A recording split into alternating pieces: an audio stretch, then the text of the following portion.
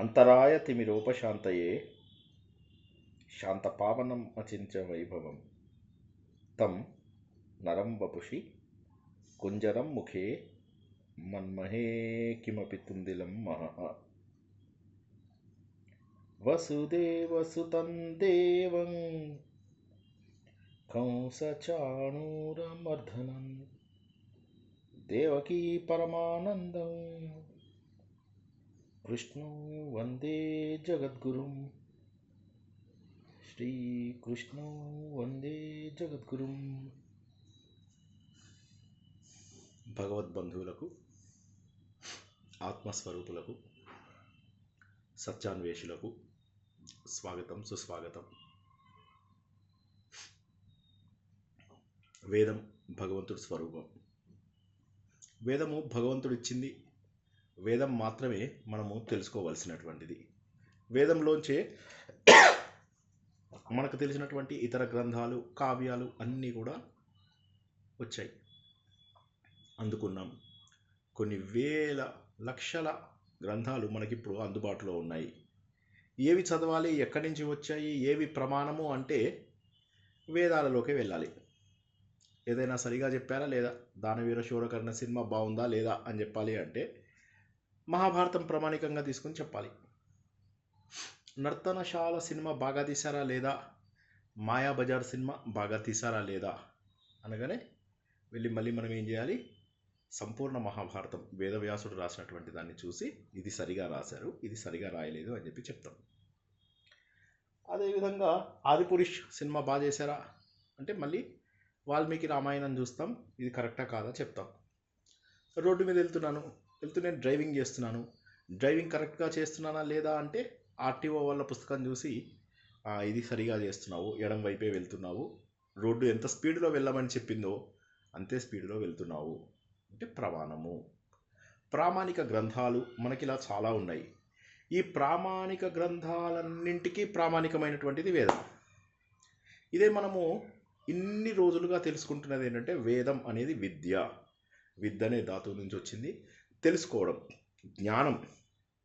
ఏ జ్ఞానమైతే తెలుసుకుంటే ధర్మము, అర్థము, కామము, మోక్షము సాధించగలము. అంటే మనం జీవితంలో సాధించవలసినవి 4. ధర్మము అంటే ధర్మబద్ధమైన జీవితం ఎలా గడపాలి.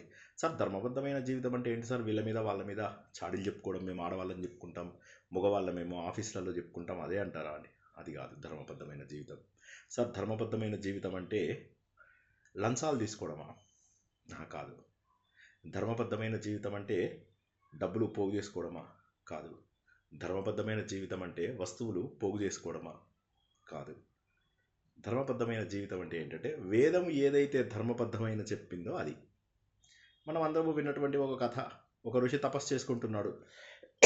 అక్కడికి ఎవరో ఒక వ్యక్తి పారిపోయి వచ్చి దాక్కుంటాడు. అతన్ని వేటాడుతున్నటువంటి దొంగలందరూ వస్తారు. దొంగలందరూ వచ్చి ఏం చేస్తారంటే ఆయన ఎక్కడున్నాడు అంటాడు. ఈయనేంటంటే సత్యమే పలకాలి అని చెప్పేసి అన్నాడు. కాబట్టి అక్కడ లోపల ఉన్నాడని చెప్పి చూపిస్తాడు. వాళ్ళు వాడిని తీసుకెళ్ళి చంపేస్తారు. చంపేసిన తర్వాత ఈయన యమధర్మరాజు దగ్గరికి వెళ్తాడు. యమధర్మరాజు చెప్తాడు, నువ్వు చేసింది ధర్మం కాదు అంటాడు. ఇదేంటి, సత్యం పలకడమే ధర్మం కదా అంటాడు. కాదు, ప్రియంగా హితంగా ఉండేది సత్యము, కాబట్టి నువ్వు చెప్పింది తప్పు అని చెప్పేసి చెప్తాడనమాట. సో ఈ విధంగా వేదంలో ఉన్నటువంటిది. అందుకే మనం వేదంలో ఎన్నోసార్లు వస్తుంది సత్యం వద, సత్యం వద. నేను ఎప్పుడు సత్యమే మాట్లాడతాను. ఎప్పుడే సత్యం అంటే అక్కడ నిజమైన ఇది కాదు, ప్రియమైనది, హితమైనది, అవతల వాడికి మంచి చేసేది, అవతల వాడికి మానసికంగాను అంటే మనం మాట్లాడితే కూడా వాడికి మనస్సుకే మంచిగా అనిపించాలి, మన నోటి నుంచి కూడా మంచి మాటలే వినాలి. భద్రం కర్ణేభి లోపల మనం ఏమంటాం, అన్ని శుభాలే వినాలి నా చెవులు అని చెప్పేసి చెప్తాం. సో ఇవన్నీ వేదం లోపల ధర్మాన్ని నేర్చుకోవడం కోసం అని చెప్పేసి ఎన్నో విషయాలు మనకు ప్రతిపాదిస్తారు. అదేవిధంగా అర్ధకామములు, యజ్ఞయాగాల ద్వారా ఓ ఇంద్రుడా నాకు ఈ శక్తినివ్వు, ఓ వరుణుడా వర్షాన్ని కురిపించు, ఓ పర్జన్య దేవత మా పంటలు పండడానికి కావలసినటువంటి వర్షం నాకు రావాలి, ఓ ఉషస్సు సరైనటువంటి సమయంలో వచ్చి మా అంధకారాన్ని పోగొట్టు. ఇలాగ చెప్పుకునేవన్నీ ఏవైతే ఉన్నాయో ఇవన్నీ కోరికల కోసం. అంటే కోరికలు డబ్బు సంపాదించుకోవడం కోసం. ఎందుకంటే సూర్యుడు ఉదయిస్తేనే మళ్ళీ మనము ఉద్యోగానికి వెళ్తాం. కాబట్టి మన సూక్తులలో ఏంటంటే అర్ధకామాలకు సంబంధించినవి అన్నీ. తర్వాత పుత్రకామేష్టి యాగము, ఇలాంటివన్నీ కూడా ఏవైతే ఉన్నాయో మన కోరికలు తీర్చుకోవడానికి కూడా ఉన్నాయి. కాబట్టి మన వేదాలు ఏంటంటే మనం ధర్మబద్ధమైనటువంటి జీవితం తెలుసుకోవడానికి, అర్థకామములను సాధించడానికి ఉపయోగపడ్డాయి. ఇక్కడితో ఆపుకుంటే సరిపోతుందా? సరిపోదు. ఎందుకంటే అర్ధకామములు ఏవైతే ఉన్నాయో అవి ధర్మబద్ధంగా తీర్చుకోవాలి. ఎలా పడితే అలా తీర్చుకుంటే అది సరైనటువంటి పద్ధతి కాదు. ధర్మము, అర్థము, కామము కాదు. ధర్మబద్ధంగా అర్ధకామాలు అంటే డబ్బు సంపాదించిన ధర్మబద్ధంగా ఉండాలి. కామము కూడా ధర్మబద్ధమైనదే ఉండాలి. అంటే 3 బంగళాలు 4 బంగళాలు కాకుండా నాకు ఎంత కావాలి అనేంత పెట్టుకుని మిగతాదంతా కూడా దేశం కోసమై మనము పాటుపడాలి. సో ఈ విధంగా చివరగా మోక్షం. మోక్షం కోసమని మనకు ఉపనిషత్తులు, వేదాలలో చివరి భాగాలైనటువంటి ఉపనిషత్తులు బ్రహ్మజ్ఞానాన్ని తెలియజేస్తాయి. బాబు, వేదాల యొక్క చివరి భాగం ఉన్నంత మాత్రాన అది ఇంపార్టెంట్ కాదని కాదు. లాస్ట్లో వచ్చాయి కదా, అది లీస్ట్ అని చెప్పేసి లీస్ట్ ఇంపార్టెంట్ సార్ అవి లాస్ట్లో వచ్చాయి కదా అంటే కాదు. లాస్ట్లో వచ్చినవి అన్నిటికంటే ఎక్కువ ఇంపార్టెంట్. ఎందుకంటే సినిమాలో క్లైమాక్స్ చూడకుండా మధ్యలో వెళ్ళిపోతే ఎట్లాగా? చాలా మంచి పట్టు మీద ఉన్న సినిమాకి క్లైమాక్సే ఇంపార్టెంట్. కాబట్టి చివరిలో వచ్చేటటువంటి ఉపనిషత్తులు చాలా మంచివి. అవి మనకు మోక్ష మార్గాన్ని ఎలా ఉండాలి అని చెప్పి తెలియజేస్తాయి. ఈ మోక్ష మార్గానికి కొద్దిగా ప్రిపేర్ చేసే వాటిని అరణ్యకాలు అంటారు. ఉపనిషత్తుల కంటే కొద్ది ముందు వస్తాయి అవి. అవి మనకు వానప్రస్థాశ్రమం తీసుకోమని చెప్తూ ఉంటాయి. ఈ విధంగా జీవితంలో అన్ని సాధించడానికి వేదాలు మనకు అన్నీ అందజేస్తాయని, ఈ వేదాలని 4 రకాలుగా మనం చెప్పుకున్నాం. ఋగ్వేదం, యజుర్వేదం, సామవేదం, అథర్వణ వేదం అని. మళ్ళీ అందులోపల ఎన్నెన్ని ఉన్నాయి, ఎన్ని శాఖలు, 1100 శాఖలు ఉండగా మనకి ఇప్పుడు ఈ రోజు ఉన్నటువంటి కేవలము 7 శాఖలే అని చెప్పేసి గుర్తుంచుకున్నాం. తర్వాత ఇవన్నీ కూడా గురు శిష్యుల సంవాదం ద్వారా మాత్రమే నేర్చుకునే వాళ్ళు అని చెప్పేసి తెలుసుకున్నాం మనం. గురు శిష్యుల సంవాదం అంటే ఏంటి? గురువు చెబుతూ ఉంటాడు, శిష్యుడు వింటూ ఉంటాడు. గురువు చెబుతూ ఉంటాడు, శిష్యుడు వింటూ ఉంటాడు. తర్వాత శిష్యుడు ఏం చేస్తాడు? రిపీట్ చేస్తూ ఉంటాడు. అంటే అనుశ్రవము, వినడం ద్వారా మాట మాటకి వాటిని రిపీట్ చేయడం ద్వారా అందులో ఉన్నటువంటివన్నీ కూడా తను నేర్చుకుంటాడు. తను ఎప్పుడైతే వాటన్నింటినీ ధర్మబద్ధంగా నేర్చుకుంటాడో వాటిని మళ్ళీ తన శిష్యులకు తను నేర్పిస్తూ ఉంటాడు. ఈ విధంగా గురువు ఏం చేసేవారంటే శిష్యుడికి కావలసినటువంటి విధంగా, శిష్యుడికి ఏ విషయాలైతే కావాలో ఆ విషయాలని వాడి బుద్ధికి తగ్గ, ఎందుకంటే అందరి బుద్ధి ఒక రకంగా ఉండదు. అందరికీ కూడా జ్ఞానం సంపాదించాలని ఉండదు. ఎవరికి ఉంటుంది జ్ఞానం? ఇలా బాగానే ఉంది, ఏమైంది ఇప్పుడు? ఓసారి మా కజిన్ తోటి ఒక ఆయనతో అంటున్నాను, నేను ఇప్పుడు ఇది నేర్చుకున్నాను, తర్వాత అది నేర్చుకున్నాను, ఎంత సరే ఏం చేస్తావు వాటితోటి? డబ్బు వస్తుందా నీకు? లేకపోతే సమాజంలో హోదా వస్తుందా? లేకపోతే ఎవరైనా గుర్తిస్తారా అని అన్నారు అనుకో. దానికి నేను ఏం జవాబు చెప్పాలి? ఎందుకంటే ఇలా బాగానే ఉంది కదా, సాయంత్రం అవుతుంది, ఇంటికి చుట్టాలు వస్తారు, ఫ్రెండ్స్ వస్తారు, వీళ్ళందరితోటి కలిసి నేను పార్టీలకు వెళ్తాను. పార్టీలకే వెళ్తానంటే పార్టీలే కాదు, మేము వాళ్ళతో తీసుకుని తీర్థయాత్రలకు కూడా వెళ్తాం. ఇలా మాట్లాడుతుంటారు జనాలు. సో కాబట్టి ఏంటంటే వాళ్ళకి సంబంధించినంత వరకు తీర్థయాత్రలు చేయడము, దేవుళ్ళని దర్శనం చేసుకోవడము, ఇలా దేవుడికి దండం పెట్టేసి అప్పటికప్పుడు కోరికలు కోరుకోవడం తప్పితే ఆధ్యాత్మికతకు ఒక విలువనిచ్చేటటువంటి స్థాయికి ఎదగరు ఎవరు. కానీ మన వేదం ఏం చెప్తుందంటే, వేదం అంటే ఏంటి? అసలు భగవంతుడు స్వరూపమే వేదము. ఎందుకంటే వేదాలు ఎవరూ రాయలేదు. భగవంతుడు తనను డిస్క్రైబ్ చేసేలాగా తను ఏమి సాధిద్దాము అని చెప్పడానికి వేదాలు ఇచ్చాడు. ఆ వేదాలలో మన మొత్తం జీవన విధానం ఎంతో బాగా తెలుసుకున్నాం. మనం కొన్ని వారాల పాటు జీవన విధానం తెలుసుకున్నాం. ఆ జీవన విధానంలో ఎంత అద్భుతమైనటువంటి విషయాలు మనం సాధించాము అన్న విషయాన్ని కూడా తెలుసుకున్నాం. కాబట్టి భగవంతుడు వేదాలిచ్చి ఆ వేదాల ద్వారా తనని తెలుసుకోమంటున్నాడు. కానీ మనకేమనిపిస్తుంది? మనకు శ్రద్ధ తగ్గిపోతుంది. ఎందుకు శ్రద్ధ తగ్గిపోతుంది అంటే, మనకి ఇవన్నీ నేర్చుకోకుండానే జీవితం వెళ్ళిపోతుంది కదా. కానీ దీని తర్వాత ఏం సాధిస్తా నేను? జీవితం అయిపోయిన తర్వాత ఏం సాధిస్తారు? జీవితం ఉన్నంత వరకు సరే ఏదో డబ్బుతోటి నడిపిస్తున్నాను, కానీ జీవితం తర్వాత కూడా నేను సాధించాల్సినవి ఎన్నో ఉన్నాయి కదా. జీవితం తర్వాత కూడా ఎన్నో గొప్ప విషయాలని నేను చూడాలి. సో ఈ విషయంలో ఏమైపోతుందంటే, జీవన విధానము ఏదో నడిపించేస్తున్నారు కానీ జీవిత లక్ష్యాన్ని ఎవరు చేరుకోవడం లేదు. అంటే డెస్టినేషన్ అంటూ ఏమీ లేదు. లక్ష్యం లేని వాడికి ఏముంటుంది? ఏదో సరదాగా గడిపేద్దాం కాలం. సాయంత్రం అయితే ఎవడో ఒకటి ఇంటికి వస్తాడు. మా అపార్ట్మెంట్ లోపల పొద్దున్న వస్తారు, కొద్దిగా ఓల్డ్ ఏజ్ అయిన వాళ్ళందరూ వస్తారు, అక్కడ కూర్చుంటారు కింద. కూర్చుని వీడు ఇట్లా చేసిండు, వాడు అట్లా చేసిండు, వీడికి ఏం పని, వాడికి ఏం పని, దానికి ఏం పని, దీనికి ఏం పని మాట్లాడతారు. వెళ్ళిపోతారు. మళ్ళీ మధ్యాహ్నం వెళ్తారు, లంచ్ చేస్తారు, పడుకుంటారు కాసేపు, మళ్ళీ సాయంత్రం వస్తారు, కింద కూర్చుంటారు, మళ్ళీ ఒక 2-3 గంటలు కబుర్లు చెప్తారు, వెళ్ళిపోతారు. వాళ్ళకున్న పెద్ద రిలీఫ్ ఏంటంటే, ఏదైనా పండగ సమయం వస్తే కాస్త జనాలందరూ ఎక్కువ కనిపిస్తారు. ఇంకా వీళ్ళు అపార్ట్మెంట్లో ఉన్నారు కాబట్టి కనీసం ఫ్రెండ్స్ ఉన్నారు. అపార్ట్మెంట్లో లేని వాళ్ళ సంగతి ఏంటి? సొంత ఇళ్ళలో ఉన్న వాళ్ళకి అడ్డాలు ఎక్కడ తయారు చేసుకుంటారు? పాపం వాళ్ళ అవస్థను గుర్తించండి. అంటే జీవితంలో ఒక లక్ష్యం లేకుండా సమయాన్ని అలా వృధా చేసుకుంటూ గడిపేస్తున్నారు. కానీ మనకు కావాల్సింది ఏంటంటే బ్రహ్మ జ్ఞానాన్ని తెలుసుకోవడానికి సాధన అనేది నిజం చెప్పాలంటే కాస్త విరామం దొరికిన తర్వాతే, అంటే ఎక్కువగా 40-45 సంవత్సరాల తర్వాత మనం ప్రయత్నం చేస్తూ ఉండాలి.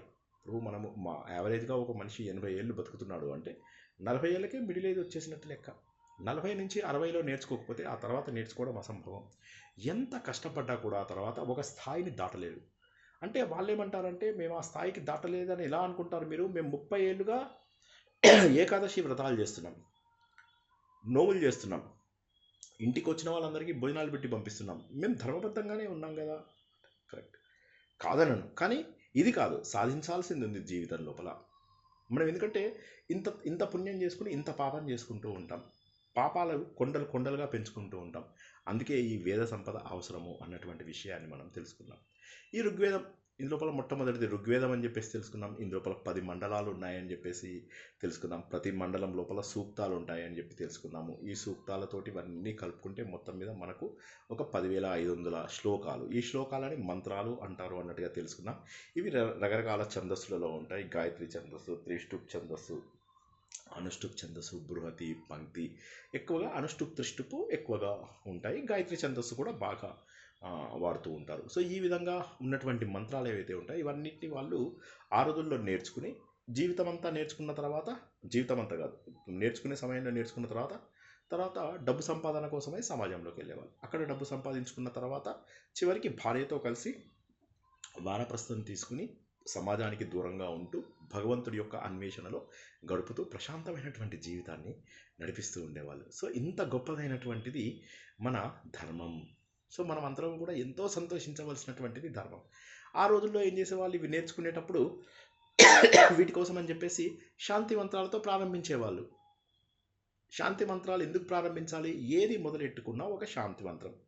అంటే గురువుని కాపాడు, నన్ను కాపాడు, మేము చదువుకుంటున్నంత వరకు మాకు శ్రద్ధ ఉండాలి, మేమేది మర్చిపోకుండా చూడు మమ్మల్ని అని చెప్పేసి. ఇందులో చాలా శాంతి మంత్రాలు ఉన్నాయి. అందులో 10 చాలా ముఖ్యమైనటువంటివి. మనం ఒక్కొక్కటి తెలుసుకుందాము. ట్యూన్ పెద్దగా మీరు దాని ఇది జోలికి రాకండి. వీలైనంత వరకు ట్యూన్ అటు ఇటు అవుతుంది. ఎందుకంటే పెద్ద పెద్ద మంత్రాలు వచ్చిన వాళ్ళు కూడా గణానాంత్వా అలా చదువుకుని గణాంత్వా గణమహే ఇలా చదివేస్తూ ఉంటారు. కాబట్టి వదిలేసేయండి దాన్ని. ట్యూన్ ఎవరు చదివినా కూడా మీరు తప్పులు పట్టకండి. మనం ఊరికే కొంత ఇది నేర్చుకున్నప్పటికీ కూడా మనం ఏం నేర్చుకుంటున్నాము? ముందుగా మనకేం కావాలి అంటే శాంతి, శాంతి, శాంతి. ఈ శాంతి అనేది అన్ని శాంతి మంత్రాలలో వస్తుంది. ఏ రకమైనటువంటి శాంతి? ముందుగా చెప్పండి, 3 శాంతులు ఏంటి? ఎవరైనా? చాలాసార్లు చెప్పుకున్నాం కదా, ఎవరైనా ఒకరు చెప్పండి. చాలామందికి అందరికీ తెలుసు, ఎవరైనా ఒకరు చెప్పండి. తామస గుణం వల్ల, రాజస గుణం వల్ల, సత్వగుణం వల్ల శాంతి పొందాలని ఒకవేళ. కాదు, ఇంకెవరైనా చెప్పండి. 3 రకాల శాంతులు అని చెప్పేసి అనుకున్నాం.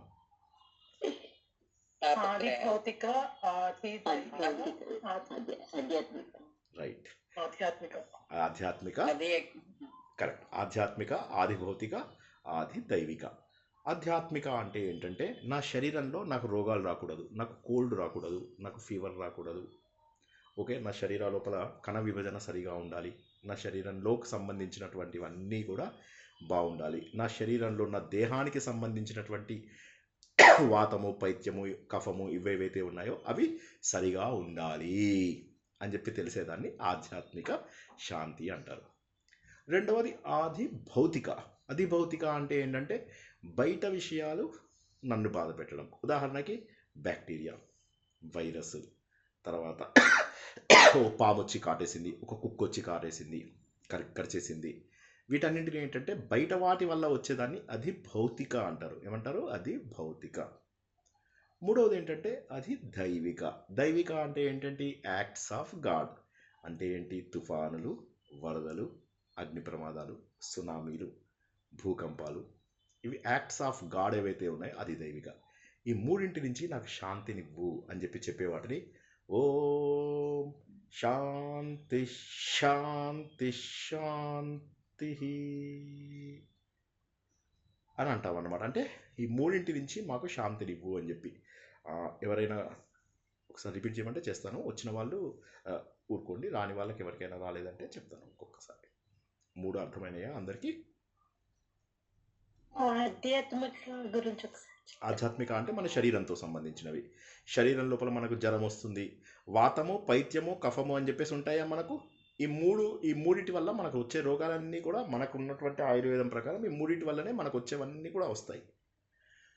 సో అంటే సరిగా అరగకపోవడం వల్ల కానీ, సరిగా మనకు వాపుల వీటి వల్ల కానీ, తర్వాత కఫం చేరుకోవడం వల్ల కానీ వచ్చేటటువంటి వాటి వల్ల శాంతిని కలిగించు అంటే నన్ను ఆరోగ్యంగా ఉంచు అని చెప్పేదాన్ని ఆధ్యాత్మిక అంటారు. ఇంకా ఎవరికైనా డౌట్ ఉందా? Okay, wonderful. ఇవాళ మనము ఋగ్వేదంలోది ఒక శాంతి మంత్రాన్ని నేర్చుకుని దాని అర్థం ఏంటో తెలుసుకుందాం. అంటే వేదాలు ఎంత గొప్పవి అని చెప్పడానికి మనకి ఇక్కడ తెలుస్తుంది. ఒక గురువు ఎదురుగా ఒక శిష్యుడు కూర్చున్నాడు. కూర్చుని అతను అంటున్నాడు, ఓం వాంగ్మే మనసి ప్రతిష్ఠిత మనోమే వాచి ప్రతిష్ఠితం ఆవిరావిర్మయేధి వేదాస్య ఆనీస్థః శ్రుతం మే మా ప్రహాసీరనేనాధీతేన ఆహోరాత్రాన్ సందధామి ఋతం వదిష్యామి సత్యం వదిష్యామి తన్మామవతు తద్వక్తారమవతు అవతు మాం అవతు వక్తారమవతు వక్తారం. ఓం శాంతి శాంతి శాంతి.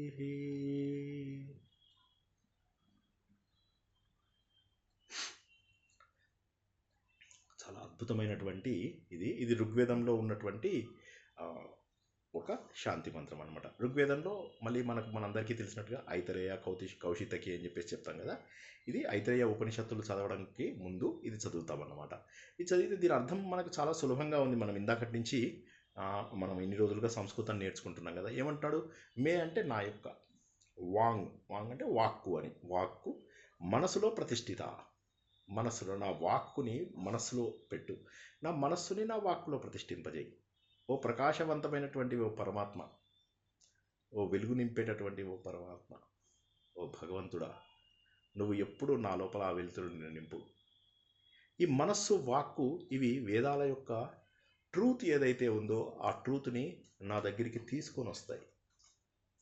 వేదాలలో ఉన్నటువంటి సత్యాన్ని నా దగ్గరికి అవి తీసుకుని వస్తాయి. ఇక నేను కూడా ఇన్నాళ్ళు విన్నాను, అహోరాత్రాన్, రాత్రి పగలు విన్నటువంటి ఏది కూడా నన్ను వీడకుండా ఉండాలి. మీ దగ్గర ఇన్ని నేర్చుకుంటున్నాను గురువు గారు, ఈ నేర్చుకుంటున్నవి కూడా నన్ను వదలకుండా ఉండండి. నేను రేయింబవళ్ళు కష్టపడుతున్నాను, రేయింబవళ్ళు వీటి గురించి ఆలోచిస్తున్నాను. కాబట్టి నేను వ్యావహారిక సత్యాన్ని, పారమార్థిక సత్యాన్ని పలుకుతాను. ఒకటేమో సత్యం, మరొకటేమో ఋతం. ఋతం అంటే ఇందాక చెప్పినట్టుగా ప్రియమైనటువంటిది. తర్వాత మనకు అంటే వ్యావహారికం అంటే ఈ డే టు డే మనం మాట్లాడేటప్పుడు సత్యం అంటే డైరెక్ట్గా సత్యం. ఏమయ్యా మీ ఇంటికి వచ్చావా అంటే 10:59కి వచ్చాను అని చెప్పకుండా 11కి వచ్చానని చెప్తే పాపం రాదు మీకు. 10:59, 11 ఓకే అని ఋతం అంటాం. సత్యం అనేది పారమార్థిక సత్యం అంటే భగవంతుడి యొక్క సత్యం. ఋతానికి సత్యానికి తేడా అర్థం కాని వాళ్ళు ఒకసారి అడుగుతారమ్మా ఎవరైనా?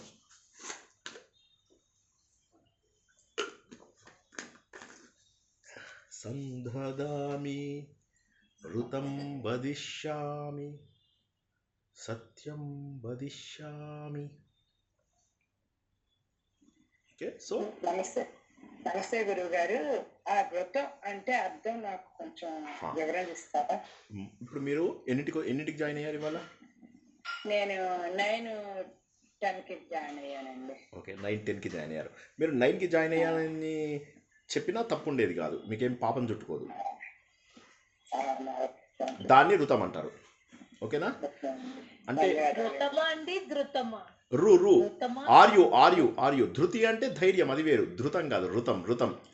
నేను ఇక్కడ ఆ, కరెక్ట్. రుణంలో రూ సార్, రుణంలో రూ. అవునండి, కరెక్ట్, రుణంలో రూ. నేనేమన్నాను ఇందాక చదివేటప్పుడు, సరే బ్రేక్ చేసి చదువుతాను, ఒక్కసారి జాగ్రత్తగా వినండి. ఓకే. అహోరాత్రాన్ సందదామి, అహోరాత్రాన్ సందదామి, ఋతం వదిష్యామి, ఋతం వదిష్యామి. ఓకేనా? ఇందాక నేను కలిపి చదివినందుకు మీకు అలా అనిపించి ఉండవచ్చు. ఓకేనా? అందుకే నేను వీలైనంత వరకు బ్రేక్ చేసే చెప్తున్నాను. మళ్ళొకసారి పోనీ చదవనా? అందరూ ఇంకొకసారి వింటారంటే ఇంకొకసారి చదువుతాను. ఎక్కడ ఏదైనా పదం అర్థం కాకపోతే అడుగుతానంటే చెప్తాను. ముందైతే మొత్తం చెప్పేయండి, మొత్తం చెప్పేయండి.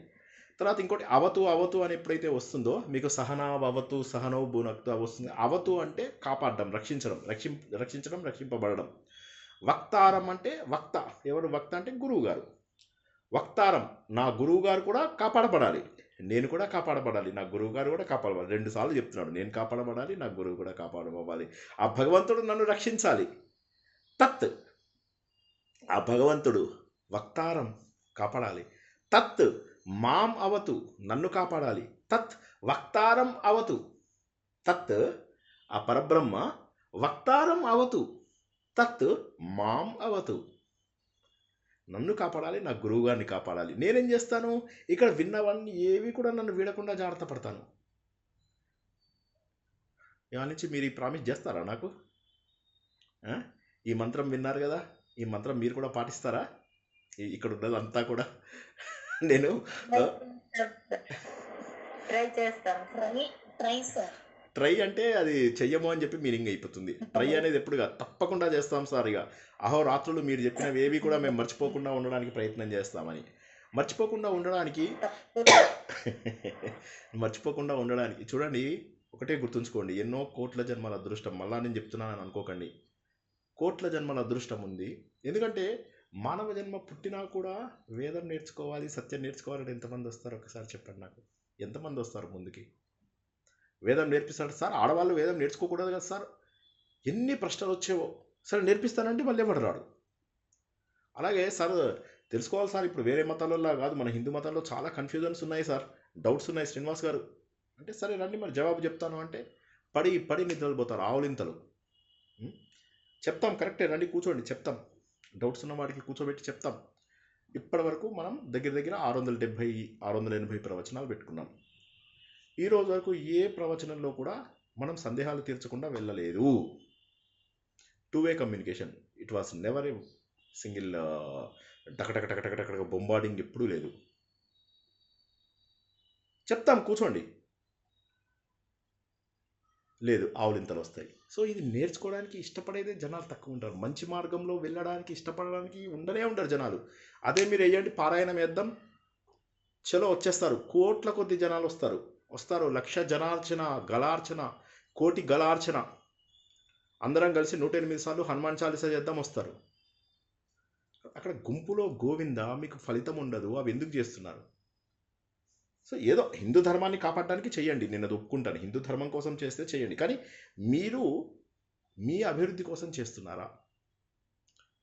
సో అదేంటంటే రొటీన్గా చేసేవి చేద్దాం, ఇక్కడ పెట్టుకునేవి పెట్టుకో. మా ఫ్రెండ్ ఎగ్జాంపుల్ చెప్పాను కదా, ఆయన ఎప్పుడు కెమిస్ట్రీలో ఫెయిల్ అయ్యేవాడు. ఒక్కసారి చదవయ్యా పాస్ అవుతావు, ఒక్క 2-3 రోజులు చదివిన పాస్ మార్క్స్ అయితే గ్యారంటీగా వస్తాయి. కొన్ని టిప్స్ చెప్తారంటే ఎప్పుడు చదివేవాడు కాదు. ఇంతలోకి ఎవడో చెప్పాడు ఏదో మంత్రం, నా దగ్గర ఏదో మా అమ్మ చెప్తుంటే ఏదో విన్నాడు. వాసు మీ అమ్మ చెప్తుంటే విన్నాను, ఏదో మంత్రం ఉందట కదా, అది భగవద్గీతలో ఉందట, అది చదివితే కార్యసిద్ధి అని మీ అమ్మ ఎవరితో చెప్తుంటే విన్నాను, నాకు ఇవ్వవు ఆ మంత్రం అన్నాడు.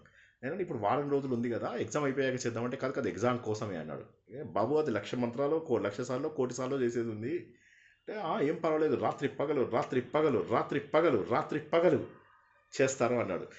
నువ్వు అంతా చేస్తే ఎగ్జామ్లో ఫస్ట్ క్లాస్లో పాస్ అవుతావు, లేదేమో నేను పాస్ మార్క్స్ తెచ్చుకోవాలరా, నువ్వు ఫస్ట్ క్లాస్లో పాస్ అవుతావు.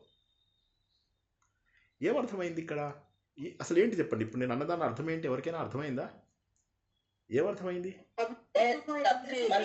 సబ్జెక్ట్ చదివితే ఫస్ట్ క్లాస్ లో పాస్ అవుతారు. ఈజీగా కావాలి, ఏదైనా కష్టపడకుండా ఈజీగా. ఆ బుర్ర పెట్టద్దు, కష్టం కూడా అతను పడడా? ఇప్పుడు కష్టం కాదంటారా అది?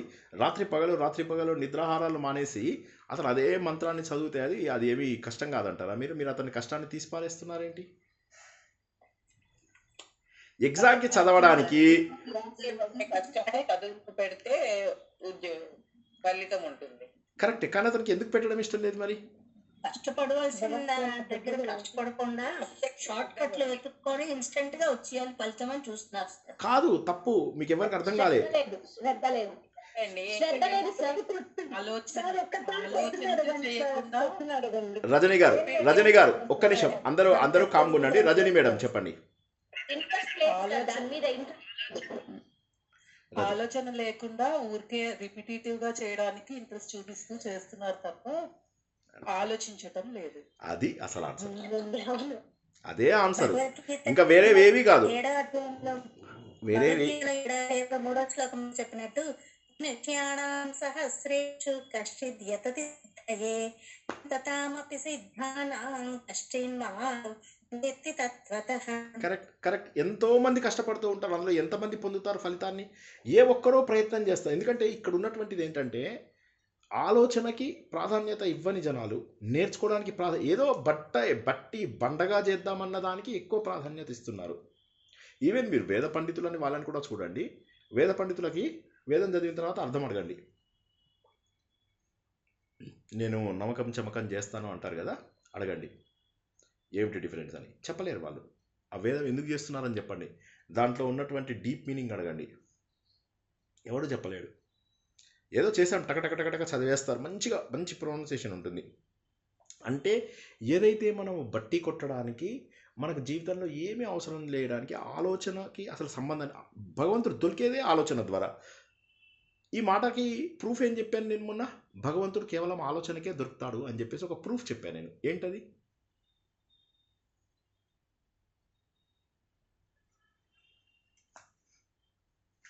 మొన్న ఒక ప్రూఫ్ చెప్పాను, భగవంతుడు ఆలోచనకే దొరుకుతాడు. ప్రతి చోట భగవంతుడు చూడమన్నారు, ప్రతి వస్తువులో, ప్రతి మనిషిలో. ఆలోచనకి దొరుకుతాడు భగవంతుడు అన్నాడు. దానికి ప్రూఫ్ చెప్పండి ఎవరైనా. ధ్యానంలో ఉంటాడు సార్.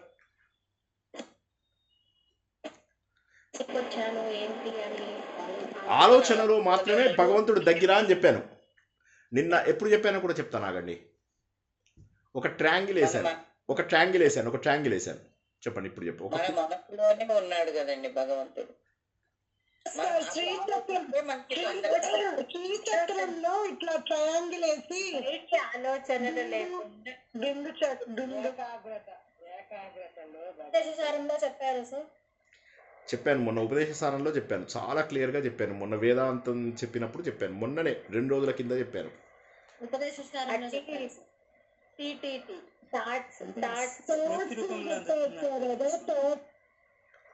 రెడ్డి గారు చెప్పండి, రెడ్డప్ప గారు. స్మృతి రూపంలో మనకి స్ఫురిస్తుంది కదా, అదే భగవంతుడిగా భావిస్తున్నాను. ఓకే, భగవంతుడికి దగ్గర భగవంతుడికి చెప్పమ్మా ప్రసన్న. ఆలోచనలు మనకి ముద్రలాగా పడిపోతాయి అని చెప్పారు సార్. ఓకే, మొన్న ఏం చెప్పానో మళ్ళీ చెప్తాను. మనము చెప్పారు ఈవెంట్స్ ఉండకూడదు, అవి మెమరీలో ఉండకూడదు. అవును, అది చెప్పాను కరెక్టే. దానికి ఒక ట్రయాంగిల్ వేసా నేను. ఆ ట్రయాంగిల్లో ఎదుగుదల గురించి చెప్తూ ఒక మాట అన్నాను. మనస్సులో ఆలోచనలు లేకపోతే కాదు. ఒక ట్రయాంగిల్ వేశాను, వేసి ఆ ట్రయాంగిల్ ఇలా డివైడ్ చేశాను, పైన ఓంకారం పెట్టాను.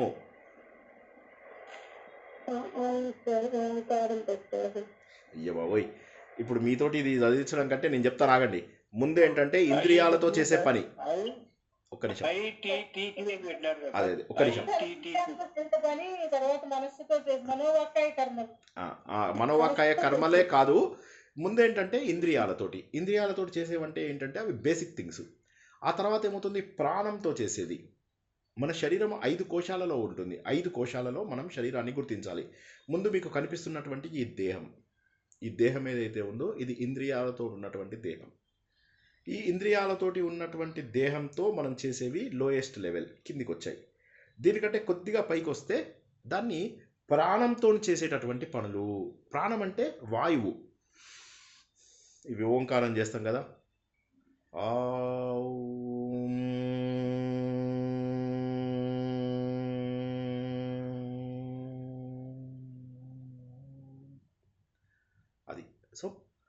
పూరకము, కుంభకము, రేచకము.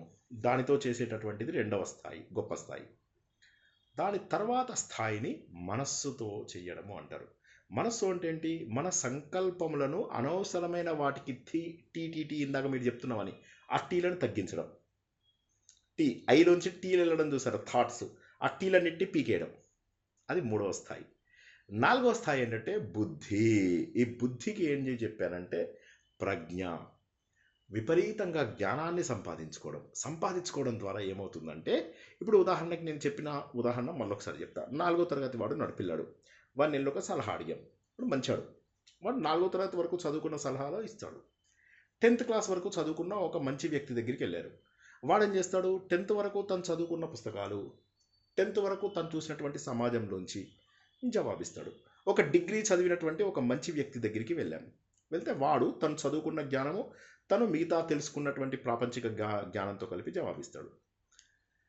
ఒక 50 ఏళ్ళ చదువుకున్న మంచి వ్యక్తి ఆయన దగ్గరికి వెళ్ళి సలహా అడిగాడు. అప్పుడు ఆయన తన జీవితంలో చూసినవి, తను చదువుకున్నవి, వీటన్నిటిలోంచి ఒక చక్కటి సలహా ఇస్తాడు.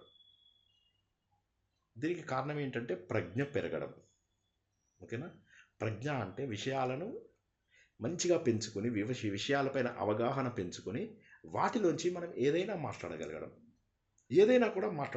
ఏదైనా కూడా టకీమని క్యాచ్ చేయగలగడం. అప్పుడు ఏమవుతుందంటే అది ప్రజ్ఞ పెంచుకుంటే ఆ బుద్ధితోటి నెక్స్ట్ లెవెల్ వచ్చేది ఓంకారం. దాన్ని ఆనందమయ స్వరూపం అంటారు. 5 స్వరూపాలు: అన్నమయ స్వరూపం, ప్రాణమయ స్వరూపం, మనోమయ స్వరూపం, బుద్ధి స్వరూపం, తర్వాత ఆనందమయ స్వరూపం. భగవంతుడికి దగ్గరగా ఉండేది ఆనందమయ స్వరూపము. కాబట్టి ఆలోచన ముఖ్యం. ఈ ఆలోచనకు దూరంగా ఉన్నంత వరకు భగవంతుడు రాడు. శ్రీనివాసు ఒక్క మాట చెప్పినా శ్రీనివాసుదే తప్పు. అన్నీ మన గ్రంథాలలో ఉన్న మాట ఉన్నట్టుగా చెప్తున్నాను. నేను చేశానండి 30 ఏళ్ళుగా ఏకాదశి ఉపవాసం ఉన్నాను. అందరు ఆడవాళ్ళ కాళ్ళకి పసుపు రాశాను. అంటే మగవాళ్ళు కాదు, ఆడవాళ్ళ కాళ్ళకి పసుపు రాశాను. అందరికీ కాళ్ళకి దండం పెట్టాను. ఆలయంలో వెళ్ళి తన్ని కొట్టి అభిషేకం చేశాను. యాత్రలకు వెళ్ళాను, పిచ్చి పారాయణాలు చేశాను. కర్రలు ఇచ్చారు నాకు అందరూ. డ్యాన్సులు చేయడం మొదలెట్టాం. ఇటు 2 కర్రలు, ఇటు పక్కన నాకు ఒక ఆవిడ నచ్చదు, ఆవిడ నెత్తి మీద 2. నేనంటే నేను కాదు, ఆడోళ్ళు. నేను మొగోళ్ళని కొట్టాను అనుకోండి, అది వేరే సంగతి. సో ఏదో నడిచింది. వీటన్నిటి ద్వారా కాదు, ఆలోచన ద్వారా దగ్గరవ్వాలి. కాబట్టి ఓ ప్రకాశవంతమైనటువంటి పరమాత్మ అది నాలోనే ఉండు. నా మనస్సు, నా వాక్కు, మనోవాక్కు అనేవైతే చెప్తాయో, ఈ మనోవాక్కులు రెండూ కూడా యథార్థాన్ని నా దగ్గరికి తీసుకొచ్చేలాగా చెయ్యి. నేను నేర్చుకున్నవాడిని అనేనా అధీతేనా, ఏదైతే నేను ఈ విధంగా నేర్చుకున్నానో, అధీతి అంటే అధ్యయనం చేయడం. ఎప్పుడు? అహోరాత్రాన్ని. అహా అంటే పగలు సమయం, రాత్రి అంటే రాత్రి. ఈ రాత్రి పగలు నేను నేర్చుకున్నటువంటి విషయాల ద్వారా నేను ఏం చేస్తాను అంటే ఋతం వదిష్యామి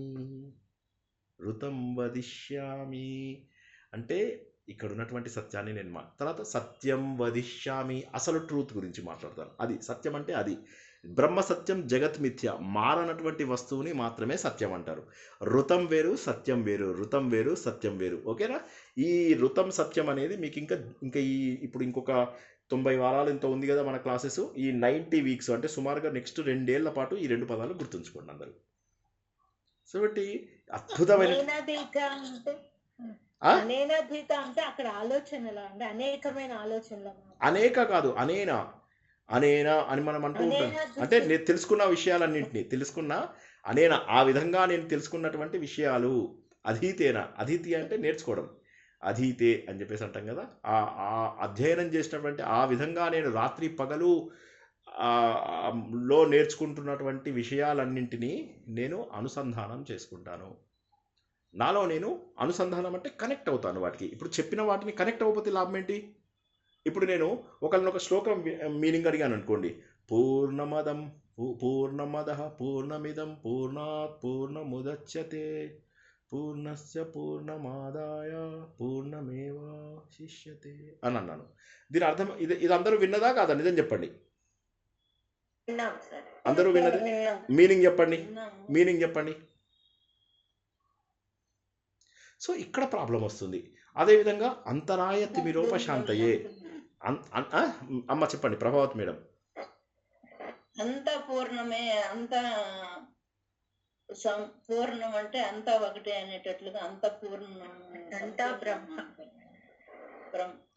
కాదు ఆ శ్లోకం మీనింగ్ ఏంటి? ఆ శ్లోకంది భగవంతుడు పూర్ణుడు. ఆ పూర్ణం నుంచి పూర్ణాన్ని తీసేసిన పూర్ణం వస్తుంది.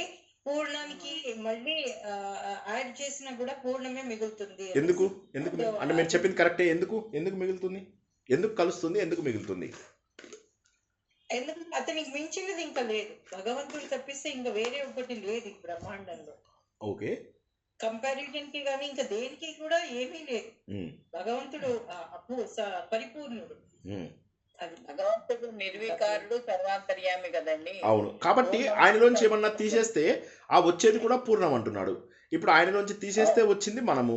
ఓకే, మరి మనం ఎలా పూర్ణమయ్యాం?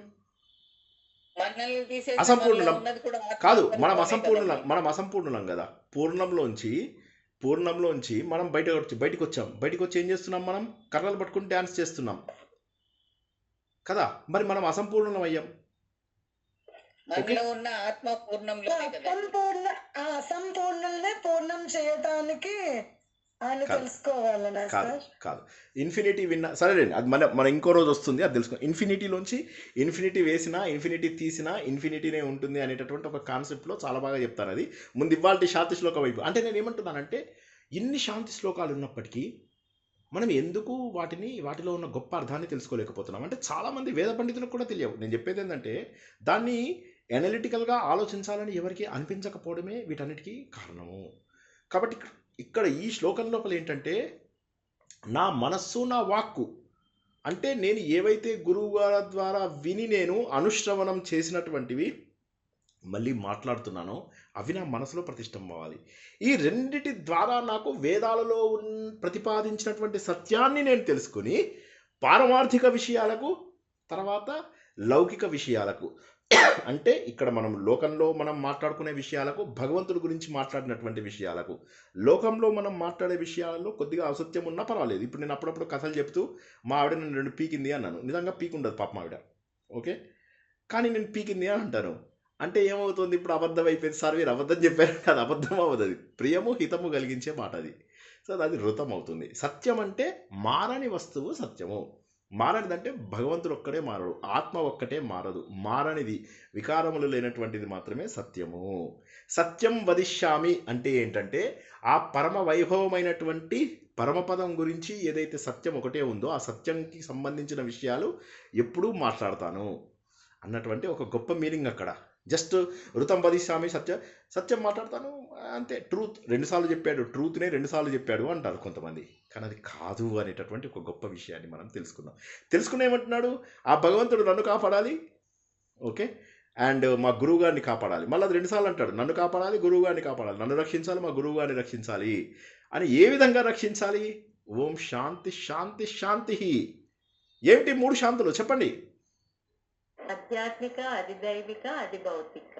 ఆధ్యాత్మిక, అది భౌతిక, అది దైవిక. ఈ 3 రకాల ప్రపంచంలో తాపములు ఉన్నాయి. తాపత్రయములు అయినటువంటి ఈ 3 ఏవైతే ఉన్నాయో వీటిలో మనము ఈ తాపత్రయాలను మనం సింపుల్గా ఏం చెప్పుకుంటాం తెలుసా? నా, మన, నా, నేను, నా, మన అనేటటువంటి దాన్ని కూడా తాపత్రయం అని అంటాం. ఇక్కడ మనకు ఉన్నటువంటి తాపత్రయాలు ఏంటంటే 3 రకాల. మనకు తాపము కలిగించే 3 ఏవైతే ఉన్నాయో వాటి నుంచి నన్ను కాపాడు. ఓం వాంగ్మే మనసి ప్రతిష్ఠిత, నా వాక్కులో మనస్సు ప్రతిష్ఠింపబడాలి. మనోమే వాచి ప్రతిష్ఠిత, నా మనస్సులో వాక్కు ప్రతిష్ఠితం అవ్వాలి. ఎంత అద్భుతంగా అంటే ఏంటంటే, నేను ఇక తప్పు వినద్దు, వెలుతురును చూపించేవో భగవంతుడా అని చెప్పేసి చాలా అద్భుతమైనటువంటిది తెలుసుకున్నాం మనం ఈరోజు. ఓకేనా? ఇవాళ శాంతి మంత్రం తెలుసుకున్నాం. అలాగే ఇప్పుడు మనకు ఋగ్వేదం డివిజన్స్ 2 రకాలు అని చెప్పేసి తెలుసుకున్నాం కదా. ఏంటా డివిజన్స్? ఒకటేమో మండలాల డివిజను, ఇంకోటి ఏంటి చెప్పండి? ఒకటి మండలాల, ఒక్క నిమిషం, మండలాల డివిజను, అష్టకాల డివిజను. మండలాల డివిజన్ లోపల అవే నెంబర్ ఆఫ్ మంత్రాలు ఉంటాయి, 10,500 శ్లోకాలు కూడా అవే 10,500 శ్లోకాలు ఉంటాయి. ఓకేనా? ఈ 10,500 శ్లోకాలు ఉన్నప్పటికీ మనం ఎక్కువగా మండలాల రూపంలో, కొంతమంది అష్టకాల రూపంలో కూడా చెప్తారు. అష్టకాలు, అధ్యాయాలు, వర్గాలు ఇట్లా ఏవైతే ఇందులోపలేమో సూక్తాలు, అనువాకాలు వీటి లోపల ఇలా వస్తారు. ఓకే, ఇవన్నీ మనం డెఫినేషన్స్ ఆల్రెడీ తెలుసుకున్నాం. అందులోపల ఈరోజు మనం తెలుసుకునేటటువంటిది మొదటి మండలం. ఋగ్వేదం లోపల మొదటి మండలం. అన్నీ చెప్తానని అనను నేను, నాకు నచ్చినవి కొన్ని చెబుతూ ఆ సూక్తంలో ఉన్న అంత సారం మాత్రం మొత్తం చెప్తాను. ఎందుకంటే ఇవన్నీ నేను చదవాలి అంటే నాకు ఈ 10,000 ఒక్క ఋగ్వేదంలోనే ఉన్నాయి. సో ఇక మీరు నేను కూర్చోవాలి, ఇంకా ఎన్నాళ్ళు ఉంటామో తెలియదు. నేను రేపే అన్నట్టుగా రెడీగా ఉంటాను కాబట్టి ఎంత వీలైతే అంత చెప్పుకుందాం మనం. ఓకే, ఇందులోపల మొట్టమొదటి మండలము. ఓకే, దాన్ని ఏమంటారు? 1 అంటారు. అందులోపల మొదటి అధ్యాయం 1 అంటారు. అందులోపల మొదటి సూక్తం 1. అందులోపల నుంచి మనం తెలుసుకుంటున్నాం అన్నమాట. ఒక శ్లోకం, మొట్టమొదటి శ్లోకాన్ని మనము తెలుసుకుంటున్నాం అన్నమాట.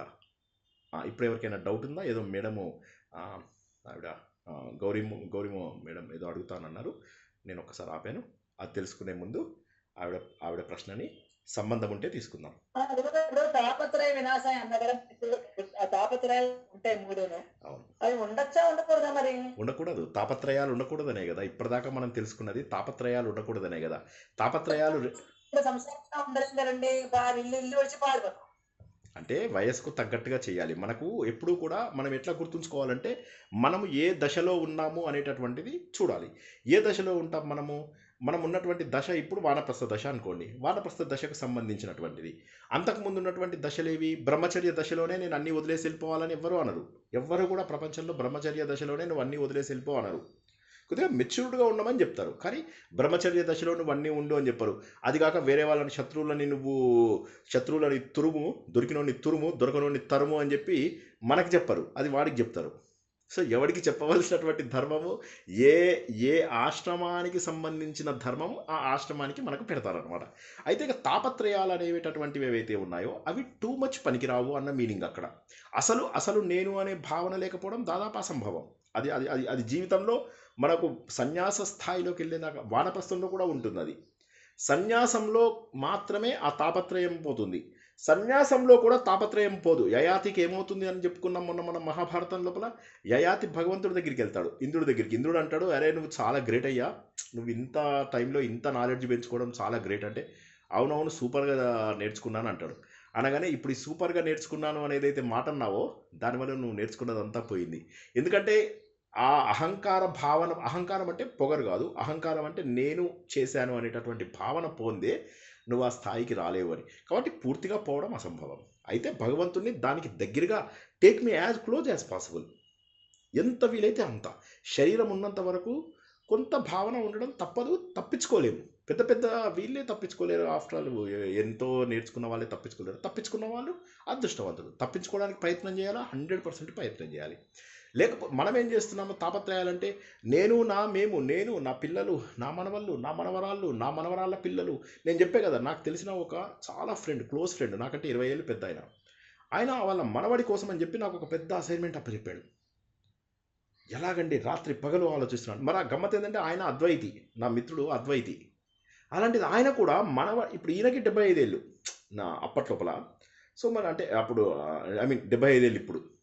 మరి ఆలోచించండి, 75 ఏళ్ళు వచ్చినా ఇంకా మనవళ్ళు మనవరాళ్ళ మీద, వాళ్ళ కెరియర్ మీద, వాళ్ళ లైఫ్ మీద ఆలోచిస్తున్నారు అంటే తాపత్రయం ఉండాల్సిందేనా? ఇంకా పోవద్దా? ఇంకా ఈ దేహం ఎప్పుడు ఉంటుంది? రేపు పొద్దున్న ఉంటుందని మీరు ఎవరైనా గ్యారంటీ ఇవ్వగలరా? రేపు పొద్దున మీకు నేను ప్రవచనం చెప్దాం అనుకున్నా, గ్యారంటీ ఇస్తారా మీరు?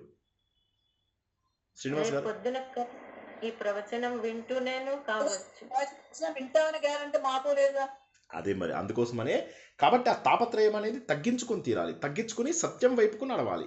అందరూ కూడా సత్యం వైపుకు నడవాలి. నేను ఎందుకు చెయ్యాలి అనే దానికంటే మన గ్రంథాలలో అటువైపు నడవమన్నారు. కనీసం మన దగ్గర ఏం చేశారంటే ఒక పద్ధతి ప్రకారం ఇలా నడవండి అని చెప్పారు. కాబట్టి అటు నడుద్దాం. ఓకేనా? జై శ్రీకృష్ణ. మొత్తం పోవడం కష్టం ఎవరికైనా కూడా, అది దాదాపు అసంభవము. కాకపోతే ప్రయత్నం చేయడంలో తప్పులేదు. ప్రయత్నం చేస్తూ కొంతవరకు మనము చేస్తాం అన్నమాట. ఓకేనా? వదిష్యామి అంటే మాట్లాడతాను. వదామికి వదిష్యామి. అయ్యో రామ, మీరు మొత్తం ఏదో అంటారు కదా, చదువుకోక ముందు కాకరకాయ అన్నట్ట, చదువుకున్నాక కీకరకాయ అన్నట్ట. మీరు సంస్కృతం నేర్చుకున్నాక ఉల్టా అయిపోయారు అందరూ. లెవెల్ 3 మీరు ఏ లెవెల్లో ఉన్నారు ఇప్పుడు? ఏ లెవెల్ దాకా? అంటే ఏది సరిగా వెళ్ళలేదండి. లెవెల్ 1 మొదలు పెడదాం అనుకుంటున్నా. ఎందుకంటే నాకు సరే ఇప్పుడు కొత్త బ్యాచ్లో మొదటి జాయిన్ నుంచి అవ్వండి. నేర్చుకోవడం. ఓకేనమ్మా, కొత్త బ్యాచ్లో జాయిన్ అవ్వమ్మా, నో ప్రాబ్లం, ఏం పర్వాలేదు, అసలు వర్రీ అవ్వకండి. నేను ఒక మాట చెప్పాలా, మీరు ఇక్కడ వచ్చి కూర్చున్నారంటే that it self shows you have some change in your life. Put it to the right use. అదొక్కటి నేను చెప్పేది. అందరూ ఏంటంటే దీన్ని సక్రమం, కనీసం ఇక్కడ కూర్చున్నారు అంటే రాత్రి 9ంటికి ఇంట్లో వాళ్ళు గోల చేస్తూ ఉంటారు, ఏమిటి పడుకోకుండా రోజు ఆయన తగలడ్డాడు మా ప్రాణానికి అని అంటున్నా కూడా మీరు వాళ్ళని ఎదిరించి ఇక్కడ కూర్చుంటున్నారు అంటే that it self shows there is a change in you. ఓకేనా? సో మనం ఇప్పుడు ఏం చేస్తున్నామంటే మొదటి మండలం, ఓకే, మొదటి మండలంలో మొదటి అధ్యాయం, మొదటి అనువాకం, మొదటి సూక్తమైనటువంటి ఇదేమో ఋషి ఎవరు? వైశ్వామిత్ర మధుచంద్రుడు. దేవత ఏమో అగ్ని. గాయత్రి ఛందస్సులో ఉన్నటువంటి ఓం అగ్నిం ఈలే పురోహితం యజ్ఞస్య దేవం ఋత్విజం హోతారం రత్నధాతమం అని మొదటి ఇది తెలుసుకుందాం. ఈ అగ్నిమీలే పురోహితం అనేది ఏదైతే ఉందో ఇది చాలా చాలా చాలా చాలా గొప్పది. భగవంతుని ఎలా చూడాలి మనము? ఇప్పుడు మనం ఇది మొదటి మండలం, ఋగ్వేదం యొక్క మొదటి మండలం లోపల మనం నేర్చుకుంటాం. మొదటి మండలం అంటే ఇక మనకు వేదం ఇక్కడే స్టార్ట్ అయింది. యు ఆర్ లక్కీ, ఇవాళ ఫస్ట్ డే అనుకోవచ్చు. మీరు అందరూ మొదటి ఉపోద్ఘాతాలు 6 వారాలు 7 వారాలు 8 వారాలు అయినది విన్నా వినకపోయినా ఇవాళ ఏం గుర్తుంచుకోవాలి? మనము మొట్టమొదటి శ్లోకాన్ని నేర్చుకుంటున్నాం. వేదాలలో మొట్టమొదటి శ్లోకం ఏది? అగ్నిమీలే పురోహితం. ఈ అగ్నిమీలే పురోహితం నేను ఇంతకుముందు కూడా ఒకసారి చెప్పాను. జ్ఞాపకం ఉన్న వాళ్ళు ఎందుకు చెప్పానో చెప్పగలరా? ఎవరైనా ఒక్కరు చెప్పండి.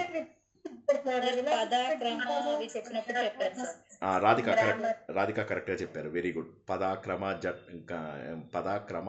జట ఘనాపాటి అనేవైతే తెలుసుకున్నామో అప్పుడు మనము అది నేను మొత్తం ఉల్టా పుల్టా అన్ని చదివి మీకు అప్పుడు వినిపించాను. అగ్ని మీలే ఈలే అగ్ని అని చెప్పి చదువుకున్నాం కదా, అప్పుడు తెలుసుకున్నాం అన్నమాట. అంత గొప్పదైనటువంటి ఇది. మరి ఏమిటి అసలు? అగ్నినే పురోహితుడు అంటున్నాడు, అగ్నినే ఋత్విజుడు అంటున్నాడు, అగ్నే దేవతల యొక్క మంత్రాలు చదివేవాడు అంటున్నాడు, అగ్నే హోత అంటున్నాడు, అగ్నే అన్ని సంపదలు ఇచ్చేవాడు అంటున్నాడు.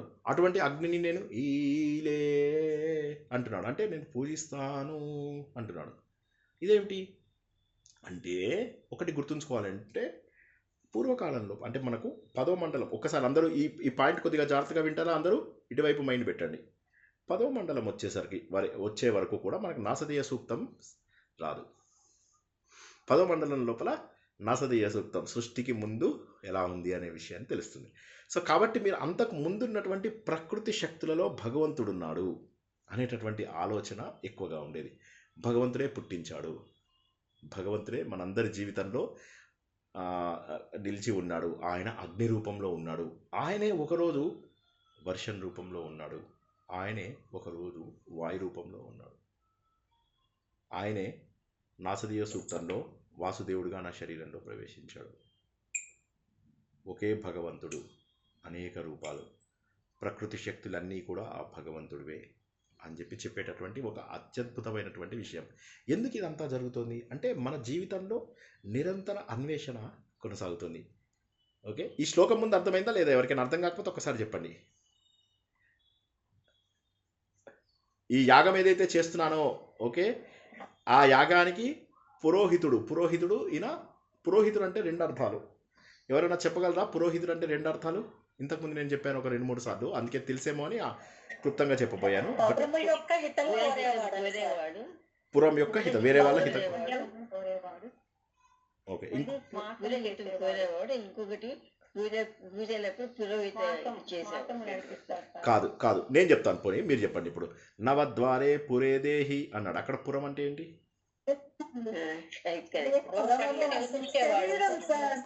నవద్వారే పురేదేహి అంటే శరీరం.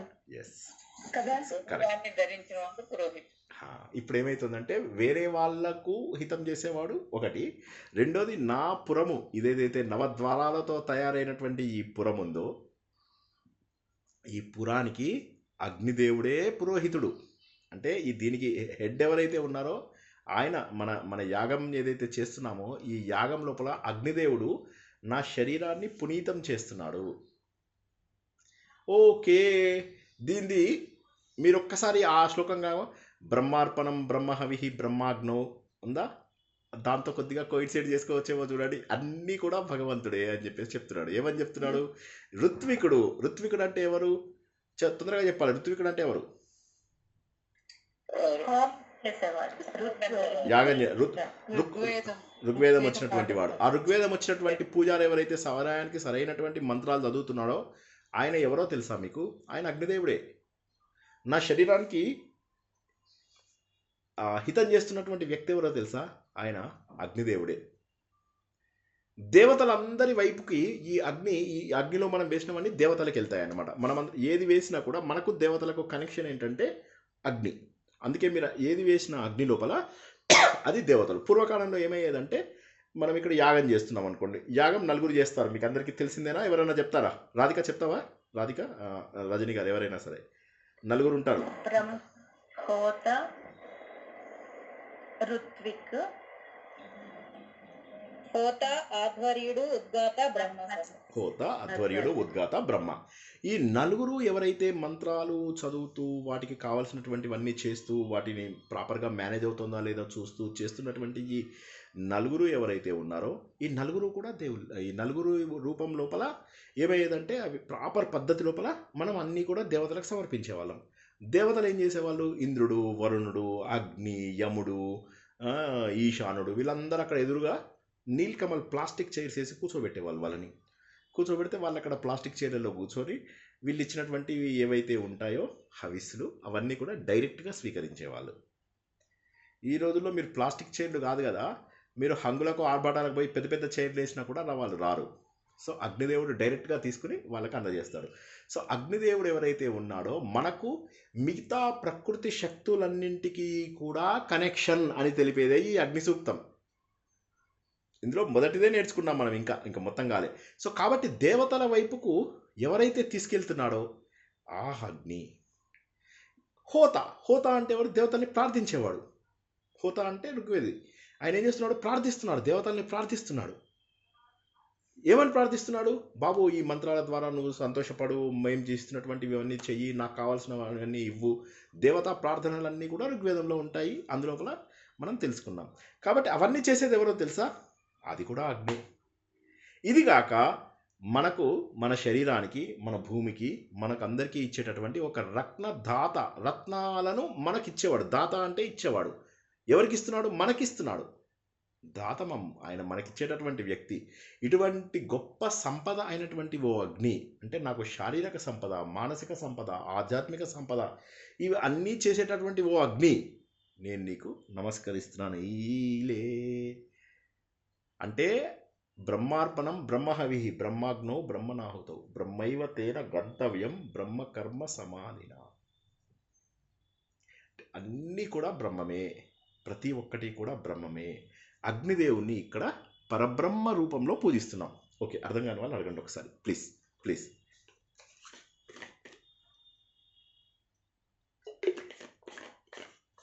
ఇప్పుడు ఇక్కడ దేవుడు ఎవరు? విష్ణుమూర్త, శివుడా, బ్రహ్మదేవుడా? అగ్నినే పరబ్రహ్మ రూపంలో పూజిస్తున్నారు. అగ్నినే పరబ్రహ్మ రూపంలో పూజించి నేను చేసినటువంటి ప్రతిదీ కూడా ఈ యాగానికి ఈ పురోహితుడివి నువ్వే, ఋత్వికుడివి నువ్వే, హోతా నువ్వే, ఉద్గాత నువ్వే, ఇవన్నీ కాక వీటి ఫలితాలను నువ్వు మాకేవైతే అసంఖ్యాకమైనటువంటి ఫలితాలను ఇచ్చేటటువంటివి వాడివి నువ్వే అని చెప్పి చాలా గొప్పది. అంటే ఏంటి? మన జీవితం లోపల ఒకసారి ఆలోచించినట్టయితే దీన్ని మనం ఇంకొక మీనింగ్ తీసుకుందాం. జీవితం లోపల మన జీవితం అంతా కూడా నిరంతరం అన్వేషణలో గడిచిపోతూ ఉంటుంది. కుటుంబానికి, సమాజానికి, దేశానికి, లోకానికి, వీటన్ని చోట్ల మీరు ఎక్కడ చూసినా కూడా ఒక టైప్ ఆఫ్ సెర్చ్ ప్రతి ఒక్కరి లోపల ఒక లావా బద్దలవుతుంది, ఒక అన్వేషణ కనిపిస్తుంది. అన్వేషణ మళ్ళీ దేనికోసం చేస్తున్నాం? మన దగ్గర లేని దానికోసం కాదు, ఉన్నదానికోసమే. ఆఖరికి అన్నీ వదిలేసినటువంటి సన్యాసులు కూడా అన్వేషిస్తున్నారు. లేని దానికోసం కాదు, ఉన్నదానికోసమే. ఈ ప్రపంచం, ఈ విశ్వం ఏదైతే ఉందో అనంతమైనటువంటి రహస్యాలని తనలో దాచుకుంది. ఆవిడ నిన్న సునీత విలియమ్స్ ఎంత వేడెక్కినటువంటి మెషిన్ అది, 20,000 27,000 28,000 కిలోమీటర్ల స్పీడ్తో వస్తున్నటువంటిది. అది వేడెక్కిపోతుంది, 1700 2000 డిగ్రీల వేడి బయట. అందులోపల గ్రావిటీకి ఎగెనిస్ట్గా ఉంటూ నానా కష్టాలు పడి ఇన్నాళ్ళు అందులోపల ఇప్పుడు కిందికి వచ్చి మళ్ళీ పారాచూట్ల ద్వారా నీళ్ళల్లో పడి పొద్దున్న అందరూ 4ంటికి లేచి చూసారనుకుంటా కదా. సో అది చేస్తే అంటే ఇంకా ఎన్ని అన్వేషిస్తున్నాం మనం ఒకసారి ఆలోచించండి. సైంటిస్టులు వాటి గురించి, ఋషులు వాటి గురించి ఆలోచిస్తున్నారు. మనమేమో కర్రలాట, tick tick tick tick, Gopala Gopala Govinda Govinda పట్, ఇటు రెండు 1 2 1 2 1 2 అవి చేస్తున్నాం మనం. కాబట్టి ఒక వస్తువు ఎదురుగానే ఉన్నప్పటికీ కూడా మనం ఏం చేస్తున్నామంటే అది కనిపించటం లేదు, దానికోసం వెతుకుతున్నాం. ఆ వెతకడం కోసం మనం చేస్తున్నటువంటి ప్రయత్నాలు చాలా తప్పు. అయితే దాన్ని వెతకడానికి కొంత పరిణతి రావాలి, కొంత జీవితం యొక్క అనుభవం రావాలి. చిన్నప్పుడు ఏం చేస్తున్నాం మనము, ఎవరైనా అమ్మా నాన్న కోసం చాక్లెట్ల కోసమో బొమ్మల కోసమో వెతుకుతున్నాం. యవ్వనం లోపల ఏం చేస్తున్నాము, ఒక ఉద్యోగము, ఒక తోడు, వచ్చిన తర్వాత సంతానం, తర్వాత సంతానం యొక్క అభివృద్ధి, తర్వాత వార్ధక్యం లోపల మనశ్శాంతి. లేదు సార్, అది వద్దు మాకు. వార్ధక్యంలో మాకు కావాల్సింది మన వాళ్ళు, మునిమన వాళ్ళు, వీళ్ళు వాళ్ళు అందరూ అభివృద్ధి అయిపోయింది, పోయింది, అక్కడే మళ్ళీ అయిపోయింది. అప్పుడు ఇంకా అన్వేషణ చేయం. కాబట్టి చివరి సమయం లోపలైనా అన్వేషణ సరిగా చేయాలి. జీవితాంతం మనం ప్రయత్నం చేస్తూ చేస్తూ చేస్తూ ఆఖరికి జీవితం ముగిసిపోతుంది, కానీ ఈ అన్వేషణ ముగిసిపోదు. ఈ అన్వేషణ వేదం లోపల చాలా క్లియర్గా మనకు కనిపిస్తుంది. మనకు కనిపిస్తున్నటువంటి ఈ కనిపించని ఈ సమస్త చరాచర జీవరాశులు ఏవైతే ఉన్నాయో ఈ ప్రకృతికి మూలం ఏంటి, ఎవరు దీన్ని కాపాడుతున్నారు, ఎవరు దీన్ని అంతమొందిస్తున్నారు, ఎవరు దీన్ని మెయింటైన్ చేస్తున్నారు? సత్యం దొరికే వరకు, ఋతం కాదు, సత్యం దొరికే వరకు ఈ అన్వేషణ ఆగుతుందో ఒకసారి ఆలోచించండి. ఎంత బ్యూటిఫుల్ ఇదంటే. కాబట్టి ఈ సత్యానికి ఏం చెప్తున్నానంటే, అగ్ని రూపంలో నేను సత్యాన్ని గుర్తిస్తున్నాను. ఏంటంటే సత్యము మామూలుగా నాకు దృగ్గోచరం కాదు, దృక్కుకి గోచరం కాదు, నా కంటికి కనిపించేది కాదు, ఇంద్రియం ద్వారా నేను గ్రహించలేను. నా అన్వేషణ మాత్రము కొనసాగుతుంది. అందుకే నేను ఏమంటున్నానంటే అగ్ని సమస్తం అంటాను. ఇక్కడ అగ్ని అంటే పరబ్రహ్మ అని అర్థం చేసుకోండి. కాబట్టి సృష్టిలో ఉన్నటువంటి ప్రతిదీ కూడా వేడి లేనిదే పని కాదు, వెలుగు వేడి లేనిదే మనకి ఏ పని కాదు. ఆ వెలుతురు సూర్యుడు భగవానుడు వల్ల మనకు సోలార్ ప్యానల్స్ ద్వారా ఎలక్ట్రిసిటీ చాలా ఇదిగా ఫ్రీగా వచ్చేటటువంటిది మనకు ఎంతో సులభంగా. కానీ దాన్ని మనం ట్యాప్ చేయలేకపోతున్నాం. కానీ సూర్యుడి లోపల శక్తి ఉంది. మనకు తెలిసినటువంటి పెద్ద పవర్ హౌస్ ఏంటి, సూర్యుడు. కాబట్టి ఈ వెలుగు వేడి ఏదైతే ఉన్నాయో ఇవి లేకుండా మనకి ఇక్కడి నుంచి వస్తాయి. మన శరీరంలో కూడా సూర్యుడు, చంద్రుడు, అగ్ని అని 3 భాగాలు ఉన్నాయని చెప్పి తెలుసుకున్నాం. కాబట్టి ఈ అగ్ని అనేటటువంటిది అన్నిటికంటే కూడా గొప్పది. అగ్ని కేవలం ఇట్లా కర్రలతోటో లేకపోతే లైటర్తోటో వెలిగించేది కాదు. మన శరీరంలో అగ్నితత్వం కూడా ఉంది. సూర్యుడున్నాడు, సూర్యుడి వల్ల ఏమవుతున్నాయి, మనం సూర్యుడు, భూమి, వీటి వల్ల రాత్రి పగలు, మళ్ళీ సూర్యుడే ఆ వేడే మళ్ళీ మేఘాల నుంచి వర్షాలు పడడానికి కారణమవుతున్నాయి. ఈ నీళ్ళన్నీ కూడా ఎవాపరేట్ అవుతాయి, ఎవాపరేట్ అయినవి ప్రెసిపిటేట్ అవుతాయి, ప్రెసిపిటేట్ అయినవి నీళ్ళు లోపలికి కండెన్స్ అవుతాయి. మళ్ళీ ఇలా ఇలా ఇలా ఇలా ఒక చక్రం కొనసాగుతోంది, ఒక చక్రము కొనసాగుతోంది. కాబట్టి సూర్యుడు వెలుతురు లేనటువంటిది లేదు. ఆఖరికి మనం చనిపోతే శవయాత్రలో కూడా అగ్గి చేసేవాడు ఎప్పుడు ముందు నడుస్తాడు. మీరు చూసుంటుంది, సారీ ఇది చెప్పకూడదు నేను, ఓకే గుర్తుంచుకోండి, చూసిన వాళ్ళకి తెలుస్తుంది ఇది. వాడు ముందు నడుస్తాడు. కాబట్టి అగ్ని అన్నిటికంటే ముందు ఉండాలి. అంటే జీవం ముందుంది, ఎప్పుడు కూడా జీవమే ముందు. దేహ దహనం అయ్యేంత వరకు కూడా అన్నీ అగ్నే చేస్తున్నాడు. మనకు పోషించేది అగ్ని, సృష్టించేది అగ్ని, మనను అందులో కలుపుకునేటటువంటిది అగ్ని. కాబట్టి మనకు సృష్టి స్థితి లయలకు కారణమైనటువంటి ఓ అగ్ని చేస్తున్న ప్రతి పని నీవే చేస్తున్నావని నాకు తెలుస్తుంది. నిన్నే నేను పరబ్రహ్మ స్వరూపంలో కొలుస్తున్నాను, నీవే వీటన్నిటికీ కారణము. ఆత్మసుఖము వీడి నీ ఆట కొరకు పాత్ర పోషణ చేసితి సూత్రధారి, విశ్రమించద నీ పాదం ఆశ్రయించి పరమ కరుణాంతరంగా శ్రీ పాండురంగా. చిన్న ఉపనిషత్ కథ తెలుసుకోవాలి కదా, అందుకోసం అది కూడా తెలుసుకుందాం. ఒక చిన్న కథ, చాలా చిన్న కథే మనము ఈరోజు తెలుసుకుందాం, ఓకేనా? ఇది ఇప్పటిదాకా చెప్పిన దాంట్లో ఏమైనా డౌట్స్ ఉన్నాయా? సార్ ఇది అగ్ని సూక్తమే సార్, అవునమ్మా కరెక్ట్. సార్ మన శరీరంలోనే సూర్యుడు, చంద్రుడు, అగ్ని ఉన్నారని చెప్తున్నారు కదా, అది ఎలాగో చెప్తారు? ఈ భాగాన్ని సూర్య భాగం అంటారు, ఇక్కడి నుంచి నడుము దాకా ఉన్నది చంద్రభాగం అంటారు, కిందికి ఉన్నటువంటి దాన్ని అగ్ని భాగం అంటారు. మనం లలితా సహస్రనామంలో డీటెయిల్గా తెలుసుకున్నాం. అది రహస్యాలలో వస్తాయి, అవి తత్వ రహస్యాలలో వస్తాయి. మన శరీరం ఈ 3 లేనిదే మనకు నడవదన్నమాట. అందుకే ఇక్కడ చంద్రుడు అంటే మనస్సు, హృదయం, చల్లటి ఇది పెట్టేవాడు, ముఖము అగ్నిగుండము, కాళ్ళు శక్తినిచ్చేటటువంటివి. కాబట్టి అగ్ని, సూర్యుడు, చంద్రుడు, అగ్ని. జై శ్రీకృష్ణ. Thanks sir. అందుకే సార్ మనలో చెప్పమ్మా. అగ్ని అనేది ఉంటేనే మనం ప్రాణంతో ఉంటాం కదా సార్, అది ఒక రకంగా అగ్ని. అంతే అంతే, పంచభూతాలు ఉండాల్సిందే. అయితే అగ్ని వీటన్నిటికంటే ముందు ఉంది అంటున్నాడు. అగ్ని ఒకటే అనకుండా అగ్ని ముందు ఉంది అంటాడు. తర్వాత వర్షం వచ్చినప్పుడు వర్షాన్ని కూడా పొగుడుతాడు. ఇక్కడ చెప్పేది ఏంటంటే అగ్ని అన్నిటికంటే ముందు ఉంది, అగ్నిని ముందు పూజిస్తున్నాడు. ఏ దేవుణ్ణి పూజిస్తే ఆ దేవుడు గొప్పతనం మాట్లాడాలి. సో ఇప్పుడు అగ్నిదేవుడు అనేవాడిని వాళ్ళ ఆ రోజుల్లో గుర్తించినటువంటి అగ్నిదేవుడిని వేదాలలో మొట్టమొదటగా ఒక్కొక్క మెట్టు ఎక్కిస్తూ తీసుకెళ్తారు. ముందు అగ్నిదేవుణ్ణి పూజించు, వరుణదేవుణ్ణి పూజించు, ఇలా తీసుకెళ్తూ అప్పుడు సృష్టి గురించి మాట్లాడతారు. సృష్టిలో ఏమీ లేదు, ఒక చైతన్యం తప్ప అని చెప్పేసి. తర్వాత పురుష సూక్తం వస్తుంది. నాసదీయ సూక్తం తర్వాత పురుష సూక్తం. అందులోపల సహస్ర శీర్ష పురుష అనుకుంటూ ఒక్కసారిగా భగవంతుడు ఈ ప్రపంచమంతా మన అందరి చేతులు భగవంతుడి చేతులే, మన అందరి ముఖాలు భగవంతుడి ముఖాలే, మన అందరి కళ్ళు. రేపు ఒక చిన్న మార్పు, రేపు 11 గంటలకు మనకు భగవద్గీత పెట్టుకుందామా? ఎందుకంటే రేపు రాత్రి నేను హాస్పిటల్లో ఉండవచ్చు, రేపు ఎల్లుండి కూడా. రేపు 11 గంటలకు ఓకేనా అందరికీ? భగవద్గీత 11వ అధ్యాయం రేపు ముగించుకుందాం. వీలు కాకపోయినా కాస్త వీలు చేసుకోండి. రేపు ఒక్క రోజుకి కొద్దిగా ఈ వారము నాకు ఎక్స్ట్రీమ్లీ హెక్టిక్ వారము, కొద్దిగా అడ్జస్ట్ అయ్యి రేపు అందరూ 11 గంటలకి కాస్త కంప్యూటర్ ముందు కూర్చుంటే రేపు అత్యద్భుతమైనటువంటి 11వ అధ్యాయాన్ని మనం పూర్తి చేసుకుంటాము. భగవంతుడి స్వరూపాన్ని చూస్తాము. అర్జునుడు చెప్పినటువంటి మాటలు మనం జీవితంలో ఎదగాల్సినటువంటిది. అర్జునుడితో పాటు మనకు కూడా మోహం పోయిందా లేదా అనేది రేపే తెలుస్తుంది. కాబట్టి అందరూ కూడా రేపు 11 గంటలకు తప్పకుండా జాయిన్ అవ్వండి ప్లీజ్. అంటే నాకు తెలుసు కొంత ఇబ్బంది పెడుతున్నానని, బట్ మరి ఏం చేయాలి, సిలబస్ కూడా కంప్లీట్ అవ్వాలి కదా. ఓకే ఇంకేమన్నా ప్రశ్నలు ఉన్నాయా? బాగుందా, నచ్చిందా ఇవాళ క్లాసు?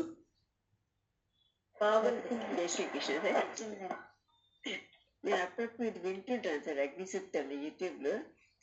మీనింగ్ మాత్రం ఇప్పుడు మీరు చెప్పి చాలా బాగా అర్థమైంది sir. Thank you very much.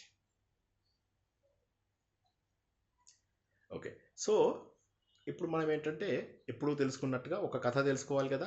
ఒక చాందోగ్యోపనిషత్తు, ఏదైతే ఫేవరెట్ చాందోగ్యోపనిషత్తు ఉందో అందులో ఒక 5 నిమిషాలు కథ తెలుసుకుందాం. ఇది మనకు కామన్గా పెట్టుకుందాం, కథలన్నీ అయిపోయేదాకా ఇవి పెట్టుకుందాం. ఎందుకంటే కథలు కంపల్సరీ. అంటే ఉపనిషత్తుల లోపల కథతోటి ఒక తత్వం తెలుస్తుంది మనకు. అంటే అన్నిటికంటే కూడా ప్రాచీనమైంది చాందోగ్యం అని చెప్పేసి చాలామంది అంటుంటారు అనమాట. అయితే ఈ చాందోగ్యోపనిషత్తు ప్రాచీనమా, బృహదారణ్యకో ఉపనిషత్తు అన్నిటికంటే పెద్దది అని చెప్తారు. దాని తర్వాత మనకు చాందోగ్యోపనిషత్తు రెండవ పెద్దదన్నమాట. ఇందులోపల ఏంటంటే మెయిన్ ఆ రోజుల లోపల బ్రహ్మ గురించి, అంటే భగవంతుడి గురించి జ్ఞానం తెలిసిన వాళ్ళు, బ్రహ్మ గురించి తెలుసుకోవలసినటువంటి వాళ్ళు జిజ్ఞాసులు. అయితే మెయిన్లీ బ్రాహ్మిన్స్, క్షత్రియులు మాత్రమే ఆ రోజుల్లో తెలుసుకునేవాళ్ళు. అంటే రాజర్షులు అనేవాళ్ళు కదా. రాజర్షులు అంటే రాజుల ఋషులు, అంటే రాజులకు ఆ రోజుల్లో ఎక్కువ నాలెడ్జ్ ఉండదు.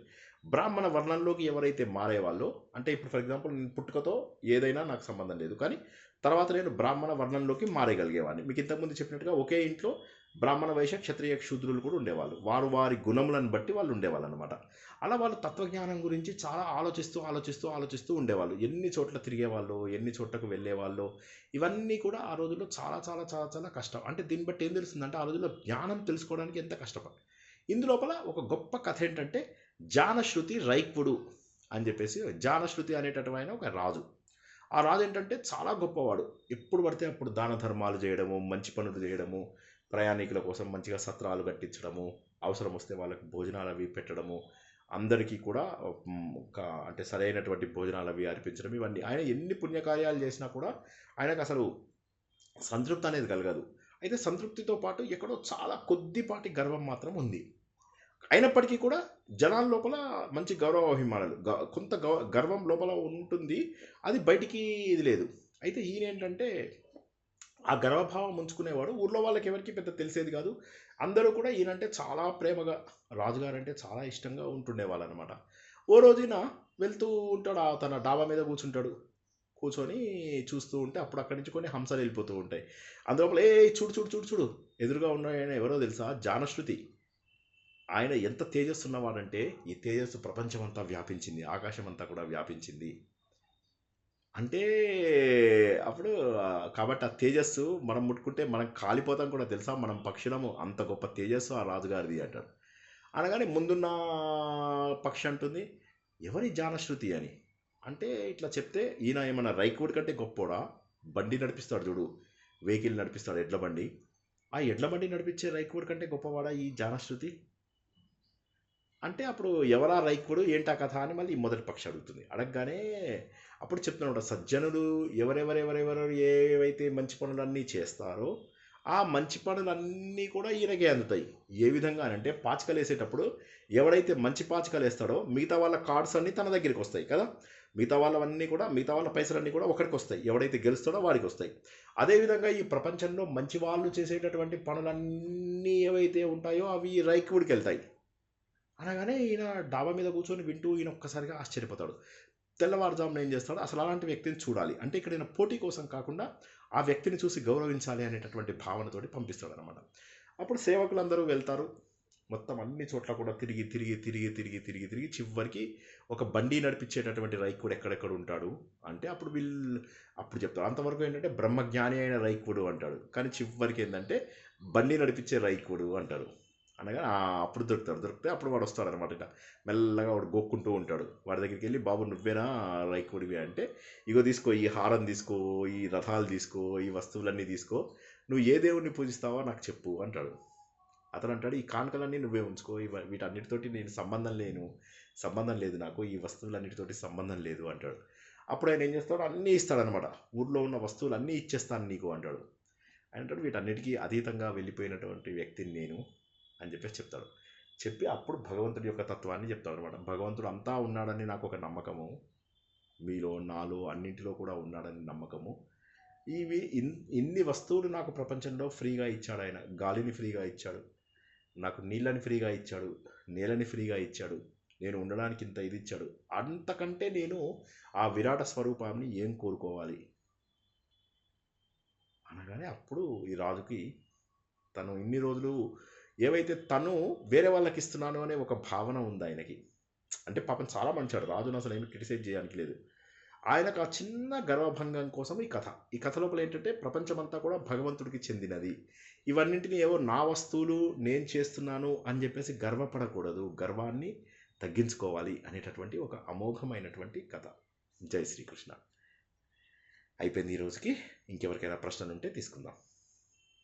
నచ్చిందా కథ? బాగుంది సార్, నచ్చిందా? స్టోరీ చాలా బాగుంది. గర్వభంగం నేను అనే ఇది లేకుండా ఉండటం కోసం. కరెక్ట్. దేవుడే అవకాశం ఇస్తాడు. ఇంకోటి ఏంటంటే గర్వం ఉండదని కాదు, గర్వం ఉన్నా కూడా ఏమవుతుందంటే దేవుడు మనకు హంబులింగ్ ఎక్స్పీరియన్సెస్ అంటారు. ఈ హంబులింగ్ ఎక్స్పీరియన్సెస్ ఇచ్చి దేవుడు ఏం చేస్తాడంటే మనము ఆ కొద్దిపాటి గర్వాన్ని కూడా పోగొట్టుకునే అవకాశం ఇస్తాడు. ప్రకృతి మనం ఏది కోరుకుంటే ప్రకృతి శక్తులన్నీ కూడా కుమ్ముక్కై అవేం చేస్తాయంటే మనకు మంచి జరగడానికి ప్రయత్నం చేస్తాయి. మనం ఆధ్యాత్మిక మార్గంలో వెళ్తుంటే అవే మనకు అందించడానికి ప్రయత్నం చేస్తాయి.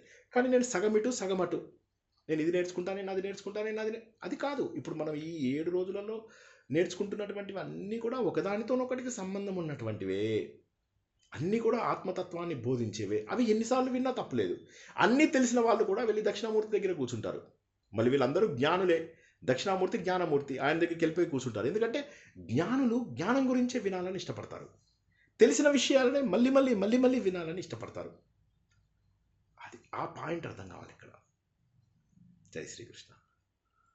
ఎవరికైనా ప్రశ్నలు, ఫీడ్బ్యాక్ ఏమన్నా ఉంటే చెప్పండి. మూడిట్లోనూ కూడా ముందు మనం ఒక మంత్రం నేర్చుకున్నాము. ఏది నేర్చుకున్నాము? ఇది మన ఏమంటారు, శాంతి మంత్రం. శాంతి మంత్రం తర్వాత నెక్స్ట్ రెండోది అగ్ని సూక్తంలోది మొదటిది నేర్చుకున్నాం. అగ్ని గురించి ఇప్పుడేమో చాందోగ్య ఉపనిషత్తులోని కథ, చిన్న కథ. జై శ్రీకృష్ణ. ఈ మూడింట్లో కానీ ఇంకా ఏదైనా సందేహం ఉన్నా కానీ అడిగితే సరే. రేపు ఇంతకుముందు చెప్పినట్టే 11 గంటలకు మన భగవద్గీత క్లాస్ ప్రారంభమవుతుంది. విశ్వరూప సందర్శన యోగాన్ని మనం రేపు చాలా అద్భుతంగా పూర్తి చేసుకుంటాము. మన మోహం అంతా కూడా పటాపంచలు కావాలి. ఎందుకంటే విశ్వరూప సందర్శన యోగంలో లాస్ట్ శ్లోకంలో మనం ఎలా ఉండాలో భగవంతుడు చెప్తాడు. ఇంకేమైనా ప్రశ్న? అమ్మా సార్, నేను తెలుసుకునేంత వరకు మనం ఈ ప్రయత్నం చేస్తూనే ఉండాలి కదా సార్? అవును, తెలుస్తుంది, ఆటోమేటిక్గా తెలుస్తుంది. నేను అంటే తెలియాలి అంటే అదేదో చక్కమని మెరవడం అని కాదు. నేను అంటే ఏంటంటే ఎంత ప్రపంచంతో వైరాగ్య భావన మనం పెంచుకుంటూ ఉంటే అంత ఆనందంగా ఉండగలుగుతాం. ఏ వ్యక్తి ఎక్కువ సంతోషంగా ఉంటాడంటే ఏ వ్యక్తికి వాంట్స్ లిమిటెడ్ అవుతాయో, అంటే కోరికలు తగ్గిపోయినటువంటి వ్యక్తి ఆనందంగా ఉండగలడు. ఇదే విషయాన్ని మనకు బుద్ధుల కథలో ఏం చెప్పాడు? కోరికలే అన్ని దుఃఖాలకు కారణం అన్నాడు. మన హిందూ ధర్మం ఏమంటుందంటే ఎప్పుడు కూడా ఆనందంగా ఉండాలి అంటుంది. ఎప్పుడు ఆనందంగా ఎప్పుడు ఉంటామంటే కోరికలు లేనప్పుడు. కోరికలు ఎప్పుడు ఉండవు? సంకల్పాలు మళ్ళీ మనం ఉపదేశ సారంలో తెలుసుకున్నాం. కాబట్టి అవి తగ్గినా కొద్దీ ఏమవుతుందంటే ఎప్పుడైతే మనం బాహ్యముఖంగా చూసేటటువంటి వస్తువులన్నింటినీ ఇగ్నోర్ చేస్తామో అప్పుడు అంతర్ముఖంలో ఉన్నటువంటి జ్ఞానం తెలియడం మొదలవుతుంది. అప్పుడు వచ్చే ఆనందం అద్భుతం. అది సాధన ద్వారా వచ్చేస్తుంది. నేను అన్వేషణ చేస్తున్నానంటే బయట వెళ్ళి అన్వేషణ చేస్తే దొరకదు కదా, బయట లేదు కదా. అది ఆయన ఏమంటాడు, బురా దేఖ్నే మై చలా అన్నది, అది ఎవరిది? కబీర్తో ఎవరిదో. బురా చూడడానికి నేను ప్రపంచమంతా వెళ్ళాను, ఎక్కడా నాకు చెడు కనిపించలేదు. ఎప్పుడైతే నా హృదయం బాగా కోపంగా ఉందో అప్పుడు చూసుకున్నాను, నాకంటే చెడ్డవాడి ప్రపంచంలో లేడు. ముస్సే బురాన కోయ్, నాకంటే చెడ్డవాడు ఎవడున్నాడు అని. అంటే ఈ రకమైన రియలైజేషన్ రావాలి. ఇప్పుడు మన లోపల ఎక్కువ మంది ఏమనుకుంటారంటే నేను మంచాన్ని, నేను మంచిదాన్ని అనుకుంటాం. ఎంత తప్పులు చేసినా కూడా మనం ఏమనుకుంటామంటే నేను మంచి, నేను చెడ్డ అనేటటువంటి అది వదిలిపోవాలి. పూర్తిగా అది వదిలిపోవాలి. నేను మంచివాణ్ణి అనేటటువంటి భావన ఏదైతే ఉందో అది ఎందుకు వదలాలి అంటే మన దోషాలను మనం గుర్తిస్తాం. ఎప్పుడు గుర్తిస్తాం? అంతర్ముఖం అయితేనే గుర్తిస్తాం. సో బాహ్యంగా మనం చూసేటటువంటి ప్రపంచము, బాహ్య ప్రపంచంలో మనకున్నటువంటి స్టేటసు, బాహ్య ప్రపంచంలో మనకున్నటువంటి విలువ, డబ్బు, వీటన్నిటి ద్వారా మీ దగ్గర డబ్బు లేకపోతే ఎవడు పట్టించుకుంటాడు? మీకు చదువు లేకపోతే ఎవడు పట్టించుకుంటాడు? మీకు ఏది లేకపోయినా ఎవడు పట్టించుకోడు. అటువంటి సమాజం మనకు కావాల్సింది. చుట్టాలు ఉన్నారు, చుట్టాలు డబ్బులేందే వస్తారా మీ దగ్గరికి? అవును సార్ కరెక్ట్ అంటారు అని మీరు వేరే చుట్టాల గురించి ఆలోచిస్తారు. వేరే చుట్టాలు మీ గురించి అదే ఆలోచిస్తున్నారు, గుర్తుంచుకోండి. సో ఇదంతా కూడా తత్వంలో ఏంటంటే నాతో నేను రమించాలి. అదే కదా ఆయన సీతారామ శాస్త్రి గారు ఏమన్నారు? నాలో నేను రమిస్తూ ఆనందపడుతూ ఉండాలి. అది ఎప్పుడు ఆనందపడతాను అంటే ఈ అన్వేషణ కొనసాగిస్తూ ఉంటే బయట ప్రపంచానికి దూరం అవుతాం. ఎప్పుడైతే బయట ప్రపంచానికి రేపు మనం నేర్చుకున్న విషయాల ద్వారా రేపు బయట ప్రపంచానికి దూరం అయినప్పుడు అంతర్ముఖం అవడానికి, బయట 100 ఆలోచనలు ఉన్నప్పుడు అంతర్ముఖం అవడానికి అవకాశమే లేదు. ఇవి తెలుసుకుంటూ ఉంటాం, ఇవన్నీ తెలుసుకుంటాం, కానీ ఇది నెత్తిలోకి ఎక్కదు. అది అనుభవపూర్వకంగా తెలియాలి అంటే ముందు బయట ప్రపంచాన్ని కట్ చేయాలి. సెల్ ఫోన్ని మా ఫ్రెండ్కి ఇవ్వాలి, ఆయన 10 రూపీస్కి మీకు శాంతిని ఇవ్వగలడు. 10 రూపీస్ ఇవ్వండి అందరూ, నేను శాంతి ఇస్తాను, మీ అందరికీ శాంతి కల్పిస్తా. జై శ్రీకృష్ణ. Next question.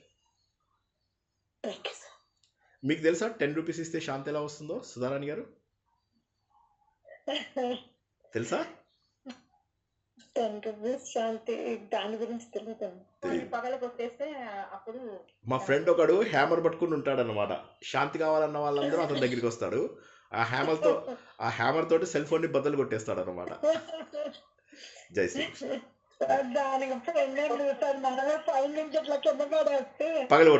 పగలగొట్టాం. ఏజో హై జిందగీ అని ఒక సీరియల్ వస్తుండేదనమాట. ఆ సీరియల్ లోపల మన రాజా ఏం చేస్తాడంటే వాడికి ఉద్యోగం దొరకొక షాప్లోకి వెళ్తాడు. ఆ షాప్ లోపల వాడు ఆ షాప్లో వాళ్ళతోటి కొనిపిస్తూ ఉంటాడు ఐటమ్స్. కొనిపిస్తూ ఒక చిన్న పింగాణి ఏదో వస్తువు ఉంటుంది. ఆ వస్తువు ఎవరో కొనుక్కోవడానికి వస్తే వాళ్ళకంటాడు ఈ వస్తువు ఇక్కడైతే 300 రూపాయలు ఉంది, ఇది బయట మీకు 20 రూపాయలకే దొరుకుతుంది రోడ్డు మీద అంటాడు. అనగానే వాళ్ళు అక్కడ కొనుక్కుంటారు. అప్పుడు వీళ్ళ మేనేజర్ ఏం చెప్తాడంటే అలా కాదు, వాడు మేనేజర్ చూడాడు. ఇంకోసారి వాళ్ళ మేనేజర్ ఏమంటాడంటే నువ్వు ఎంత సేల్స్ పెంచితే నీకు అంత ఇదిగా నేను చేయగలను, అంత ఎక్కువ నీకు ప్రమోషన్స్ ఇస్తానంటాడు. అప్పుడు వీడేంది షాప్ లోపల ఎవడన్నా వచ్చి ఇది బయట ఉంది కదా 20 రూపాయలకి అంటే బయట ఉన్న వస్తువు కిందేస్తే పగులుతుంది, ఇది కిందేస్తే పగలదు అంటాడు. అనగానే సేమ్ దానికి దీనికి డిఫరెన్స్ ఉంది అంటాడు. అనగానే అప్పుడు వాడు ఏం చేస్తాడు, ఒక నిజంగానే వీడిని చూద్దామని చెప్పి బయట ఒకటి 10 రూపాయలకో ఎంతకో కొనుక్కొని వస్తాడు. వీడిదేమో 300 రూపాయలు, 2 కొనుక్కుంటాడు. వాడు కొనుక్కున్న తర్వాత వాడు ఇప్పుడు తేడా చూపిస్తానన్నావు కదా 2 సేమ్ ఉన్నాయి అంటాడు. అనగానే పడేయండి అంటాడు. అనగానే 10 రూపాయలు దాన్ని కింద పడేస్తాడు. వాడు ఫ్యాట్ వన్ పగిలిపోయింది. అది పగిలిపోయిన తర్వాత ఇప్పుడు దీన్ని కూడా పడేయండి అంటాడు. వాడు పడేయబోతూ ఆలోచిస్తుంటాడు, అది 300 రూపాయలు కదా, ఇలా పడేపోయి మళ్ళీ పట్టుకుంటాడు, పడేపోయి మళ్ళీ పట్టుకుంటాడు. దేఖా పడేగానే ఈ కవి పడదు. దానికి ఒక్కదానికి తీసుకోండి, రోజంతా నెట్వర్క్ ఆఫ్ చేసి పెట్టేయండి. అయితే సో ఇక్కడ ఏంటంటే మనంతటా మనం ఒక వస్తువుని పాడు చేసుకోం. మనంతటా మనకు అది ఖరీదైంది అని చెప్పి, కానీ మన జీవితం అన్నిటికంటే కూడా ఖరీదైనది. మన జీవితం అమూల్యమైనటువంటిది. దానికి ముందు విలువిద్దాం. మనం దాన్ని కింద పడేసుకోకండి. ఎవరి కోసం పడితే వాడి కోసం, ఎవరి కోసం అంటే వాడి కోసం. ఈ చీప్ ప్రపంచం కోసము మనం అలా పడేయద్దు. మిమ్మల్ని వెనక్కి లాగేటటువంటి జనాల కోసం అని చెప్పి మిమ్మల్ని మీరు చాలా తక్కువ ప్రైస్కి అమ్మేసుకుంటున్నారు. అది వదిలేసేయండి. వదిలేసి అన్నిటికంటే గొప్పదైనటువంటి మోక్ష మార్గం లోపల ప్రవేశించండి. ఇవి నేర్చుకుంటూ ఉంటే తెలియకుండా వెళ్ళిపోతాం. ఇది ఎలా ఉంటుందంటే ఈ ట్రాన్సిషను ఈ మంచి దారిలో వెళ్తున్నవాడు కొన్నాళ్ళకు మంచి అయిపోతాడు. ఆటోమేటిక్గా జరుగుతుంది. కాకపోతే నేను ఈ అరగంట మంచి చేస్తాను, మిగతాది 23 గంటలు నా ఇష్టం వచ్చినట్టు చేస్తాను అంటే కుదరదు. మిమ్మల్ని వెనక్కి లాగే వాళ్ళు ఎక్కువ మంది ఉంటారు. ఒక అడుగు మీరు ముందుకేస్తే 4 అడుగులు వెనక్కి వెళ్తారు. జై శ్రీకృష్ణ. Next question. జై శ్రీకృష్ణ సార్. లేడీస్ ఓంకారం జపం చేయొచ్చు. చేయకూడదు చెప్తారు. అది కొంతమంది అన్నారు. ఎవరో అన్నారు, వాళ్ళని వదిలేయండి. ఎందుకు ఆ క్వశ్చన్ వస్తుందో నాకు తెలియదు. నాకు ఇవాళ వేరే వాళ్ళు కూడా ఎవరో పంపించారు. ఒకటి గుర్తుంచుకో, ఎందుకని చెప్పారంటే దానికి గైనక్ ప్రాబ్లమ్స్ వస్తాయి. గాయత్రి మంత్రము ఓంకారము ఇవి చెప్తే లేడీస్ గైనక్ ఇవన్నీ లేవు, చెయ్యండి, ఏం పర్వాలేదు, చెయ్యండి.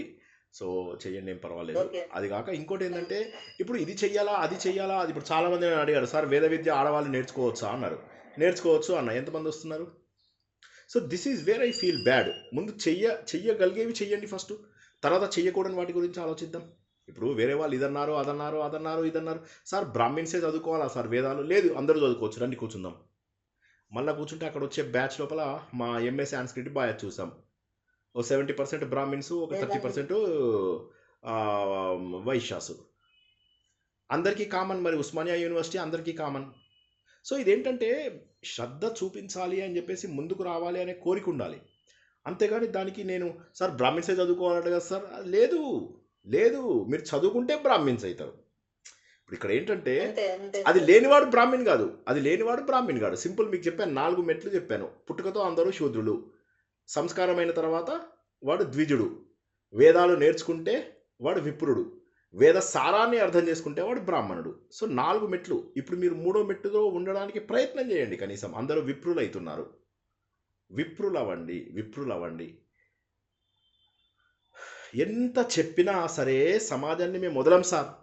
ఇంకంతే. ఎవడి కర్మకి ఎవడు బాధ్యుడు? వచ్చే జన్మ బాగుంటుంది. వచ్చే జన్మ కుక్క జన్మ, నక్క జన్మ, ఎన్నెన్ని పాపాలు చేశామో ఏ జన్మలలో చేసామో. ఈ జన్మలో చేయకపోవచ్చు, కొన్ని వందల వేల లక్షల కోట్ల జన్మలలో ఎన్ని పాపాలు చేశామో. పాపాలన్నీ రెడీగా చూస్తున్నాయి, రారా అనుకుంటూ ఎదురు చూస్తున్నాయి. అవన్నీ చూస్తున్నాయి. వచ్చే జన్మలో ఏ గడ్డిపోచగానో పుడితే ఏమొస్తుంది? చిన్న కుక్కపిల్లగా పుడితే ఏమొస్తుంది? రోడ్డు మీద వెళ్తున్నాయి కుక్కపిల్లలు. ఇక్కడ ఉప్పల్ ఇండస్ట్రియల్ ఎస్టేట్లో ఎముకలు బయటికి తేలుతున్నాయి. చిన్న బేబీ, ఆ బేబీకి ఎముకలు బయటికి తేలుతున్నాయి. ఏం చేయగలం మనం? మ్యాక్సిమం ఒక బిస్కెట్ ప్యాకెట్ ఇవ్వగలం దానికి, అంతే కదా. ఆ ఎముకలు తేలేదాన్ని ఇంటికి తీసుకొచ్చి కూర్చోబెట్టి మనలాగా పోషించి అది చేసేవాళ్ళు ఉన్నారు, వాళ్ళు వేరే. కానీ నేనేమంటున్నానంటే అలాగా ఎవడూ పట్టించుకోనటువంటి తల్లి లేదు, తండ్రి లేదు, బట్టలు లేవు, కూర్చోడానికి వస్తువులు లేవు, సెల్ ఫోన్స్ లేవు, ఇటువంటి జన్మలు ఉన్నాయి అన్నది గుర్తుంచుకోండి. అటువంటి వాళ్ళు ఉన్నారు ప్రపంచంలో. వాడేమంటాడా, దేశం అంటే మట్టి కాదా? ఈ పాట లోపల ఏమంటాడు? దేశం లేదమ్మా నీ స్ప్రింగ్ బెడ్డుల్లో, నీ టీవీ సెట్టుల్లో, నీ డిస్కో పాటల్లో అని చెప్పేసి ఒక పాట ఉందన్నమాట. అది అని ఎక్కడుందో తెలుసా మరి అని, రోడ్డు మీది బతుకుల్లో, పైకి తేలిన ఎముకల్లో, రోడ్డు మీది పైకి తేలిన ఆకలి రాజ్యంలో పాట సార్. ఆకలి రాజ్యంలో పాట కాదు, ఎన్టీఆర్ది నా దేశం. దేశమంటే మట్టి కాదోయ్, దేశమంటే మనుషులోయ్ అన్నాడు మన మహాకవి. అదే అదే అదే అదే నా పల్లవి అని అందులోపల ఏమంటాడు?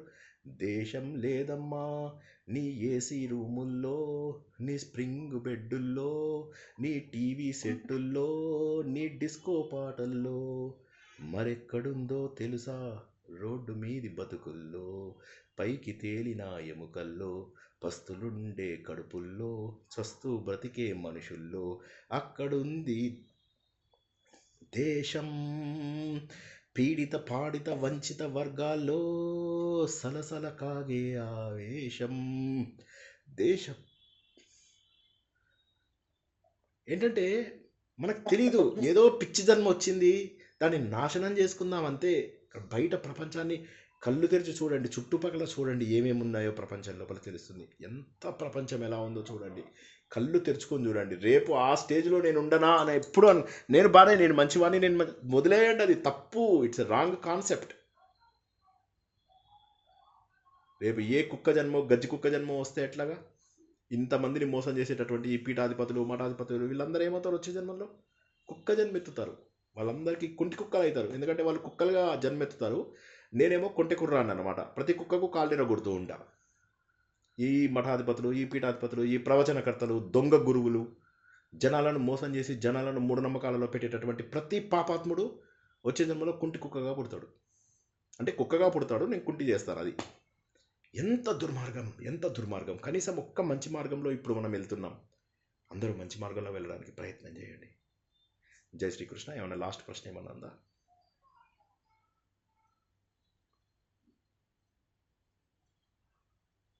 ఏ జన్మ వస్తుంది? ప్రశ్న ఏం లేదు సార్, కానీ నేనైతే అది ఎక్స్పీరియన్స్ చేశాను. మీరు ఒంటరిగా ఉండండి అంటుంటారు కదా. ఒంటరిగా ఉండమంటే ఒకళ్ళే కూర్చొని ఫోన్ చూసుకోవడం కాదు, ఆలోచించమని అర్థమని. అదైతే అర్థం చేసుకున్నాము. అది ఆచరిస్తున్నప్పుడు ఖచ్చితంగా అందులో తేడాలైతే చూశాను సార్. డెఫినెట్ గా దాన్నే మీరు మాకు ఈజీగా అర్థం అవడానికి డ్రైవింగ్ అని చెప్తారు కదా. పుస్తకంలో డ్రైవింగ్ 100 సార్లు చదివినా అది అలాగే ఉంటది. ఒక్కసారి కారులో ఎక్కి చూసినప్పుడు అది తెలుస్తుంది అని. చాలా మారిపోయింది. థాట్ అయితే చాలా మారిపోయింది. అంటే ఒక విషయాన్ని ఎలా అర్థం చేసుకోవాలి అని. ఫర్ ఎగ్జాంపుల్, మామూలుగా ఈరోజు మార్నింగ్ కాఫీ పెట్టినప్పుడు ఊరికే కాఫీ పెట్టి అలా ఇవ్వగానే బాగుందా బాగాలేదా చెప్తారు కదా హస్బెండ్స్. బాగుంది అనగానే నేను చాలా బాగా పెట్టారు కాఫీ అని అనుకుంటాం కదా. ఊరికే అలా థాట్ వచ్చింది. ఎందుకు అలా ఆలోచిస్తున్నప్పుడు జస్ట్ స్టవ్ వెలిగించి పాల ప్యాకెట్ కట్ చేసి షుగర్ అది వేస్తే కాఫీ అయిపోయింది. దీని వెనకాల ఎంత మంది ఉన్నారు కదా అని అనిపించినప్పుడు నాకు అసలు ఊపిరే ఆడలేదు. కొన్ని లక్షల మంది ఉన్నారు. అంటే స్టవ్ కు ఎన్ని పార్ట్స్ ఉన్నాయి, ఆ గ్యాస్ కోసం ఎంత మంది కష్టపడ్డారు, కాఫీ పొడికి ఎంత మంది ఇలా అంటే థాట్ మారిపోయింది. అప్పుడు ఒక్క క్షణం అనిపించింది, మరి నేనెవరు, నేను బాగా పెట్టాను అని అనుకుంటున్నాను. నాలో ఉన్నది కదా చేయించింది, ఆ శక్తి ఆ జ్ఞానం కదా చేయించింది. కాబట్టి కృతజ్ఞత చెప్పాలి ఎవ్రీ టైం అని అనిపించింది. ఎవ్రీ టైం ఎంత బాగా ఆలోచించారు. అంటే this is exactly what I wanted. అంటే నాకు కావాల్సింది కూడా ఆలోచన. ఎంత బాగా చెప్పారో నేను చెప్పలేను అసలు, ఎంత బాగా చెప్పారో. వండర్ఫుల్. ఇప్పుడు మీరు ఇందాక అగ్ని గురించి చెప్తుంటే కూడా నాకు అదే వస్తుంది అనమాట. అందుకే మనకి వేదాల్లో ఇలా అర్ఘ్యం ఇవ్వమని చెప్పారా. మనం ఇచ్చే అర్ఘ్యము కృతజ్ఞత తెలుపుతున్నట్టు. బ్రహ్మాండంలో సూర్యుడి రూపంలో అగ్ని రూపంలో ఉంటే పిండాండంలో జఠరాగ్ని రూపంలో ఉంది. అమ్మో బాగా చెప్తున్నారు, నాకంటే బాగా చెప్తున్నారు మీరు. యాక్చువల్ గా చెప్పాలంటే అది నేను చెప్పుండాల్సింది ఆ 2 పాయింట్లు అనిపిస్తుంది. ఎంత బాగా చెప్పారు, వండర్ఫుల్. అంతే, ఇలా తత్వం క్లాస్ విన్నాక అలా అవుతుంది సార్ ఆలోచన. కానీ మీరు నేను ఎప్పుడు చెప్పాను, ఇది ఏ క్లాస్ లో చెప్పాను, పేరు చెప్పండి అంటే నాకు అన్ని సున్నాలే వస్తాయి సార్. ఆలోచన చేసే వారికి ఇవన్నీ ఇది ఉండదు. ఎందుకంటే ఆలోచిస్తూ ఉంటే ఏమవుతుందంటే సత్యం బోధపడుతుంది. నేను ఇంతకుముందు చెప్పినట్టుగా ఒక్క 10-15 రోజుల పాటే ఈ బయట కనెక్షన్స్ కట్ చేయండి. కట్ చేసిన తర్వాత ఉపదేశశాలలో నెక్స్ట్ తెలుసుకుంటాం మళ్ళీ మనము. రేపు కొంత మోహం తగ్గే ఛాన్స్ ఉంది. ఉపదేశశాల బయట ఎప్పుడైతే తగ్గించుకుంటామో అప్పుడు అంతర్ముఖం అవుతాం. అప్పుడు వచ్చేటటువంటి ఆనందకరమైన ఆలోచనలు మనం ఎంత ఆనందంగా ఉంచుతాయో. ఈ ప్రపంచంతో సంబంధం లేనటువంటి శాశ్వతమైనటువంటి ఆనందం వైపుకు పయనం మనం మొదలెడుతూ ఉంటాం. ఈ పయనం ఎలా ఉంటుందంటే, రోగం వచ్చిన వాడికి మందేయగానే నయమైనట్టుగా ఇన్ని రోజుల పాటు మనం ఏదైతే తెలియని రోగంలో ఉన్నామో ఆ రోగం తగ్గుతున్నా కొద్దీ ఈ ప్రయాణం చాలా అందంగా కనిపిస్తూ ఉంటుంది. అప్పుడు మనకు ఈ బయట జనాలు, ఈ చాడీలు, ఈ పిచ్చి మాటలు, పిచ్చి వేషాలు, పిచ్చి డ్యాన్సులు, పిచ్చి పారాయణలు, పిచ్చి యాత్రలు ఇవన్నింటికి దూరంగా అయిపోగలం మనం. పిచ్చి ప్రవచనాలు, పిచ్చి ఇవన్నీ ఏమిటి, ఏదో గొప్ప వాడు, దీనన్నింటి నుంచి బయటకు వచ్చేస్తాం మనం. బయటకు వచ్చేసి ప్రశాంతమైనటువంటి పయనం గురించి వెళ్తాం. ఎవరిని పట్టించుకున్నటువంటి స్థాయికి వెళ్తాం. ఎంత బాగా చెప్పారు ఆవిడ, ఒక్కసారి ఊహించుకోండి. దీనికి కారణం ఏంటంటే మనము ఒంటరితనమా ఏకాంతమా. ఒంటరితనం అంటే భయంకరమైనటువంటిది. ఏకాంతం నేర్చుకోండి. ఒంటరితనం అనగానే భయపడిపోతారు. ఒంటరితనం కాదు మనకు కావాల్సింది, ఏకాంత జీవనం. ఇది మనం మళ్ళీ తెలుసుకుంటాం, 13వ అధ్యాయంలో కూడా తెలుసుకుంటాం. ఏకాంత జీవితం, ఏకాకి జీవనం, ఏకాకి అది మనం తెలుసుకోగలుగుతాం. అది అది మనకు సాధన చేయమని మనకు వేదం అద్భుతంగా చెప్తుందన్నమాట. చాలా బాగా చెప్పారు. ఇంకెవరైనా మాట్లాడతారంటే మాట్లాడండి. బాగా చెప్పారండి మీరు. I'm very happy, very very happy for you. God bless you and whole hearted blessings. చెప్పమ్మా. జగమంత కుటుంబం నాది, ఏకాకి జీవితం నాది. అదే కరెక్ట్ అది చక్రం కరెక్ట్. ఎంత చక్రం బాగుంది. సినిమాలో. చక్రం సినిమాలో అదే కదా మనం ఇందాకది నాలో నేనే రమిస్తూ అన్నది ఆ పాట గురించి. ఆ పాటలో అంటాడు కదా నాలో నేనే రమిస్తూ అన్నది ఆ పాటలోదే. జగమంత కుటుంబం ఆ ఒక్క పాట వల్ల ఆ సినిమా తీయడానికి కారణం ఆ ఒక్క పాట అని చెప్పేసి తర్వాత ఇంటర్వ్యూ జరిగింది. అది ఒక్కసారి వీలైన వాళ్ళు తప్పక చూడండి.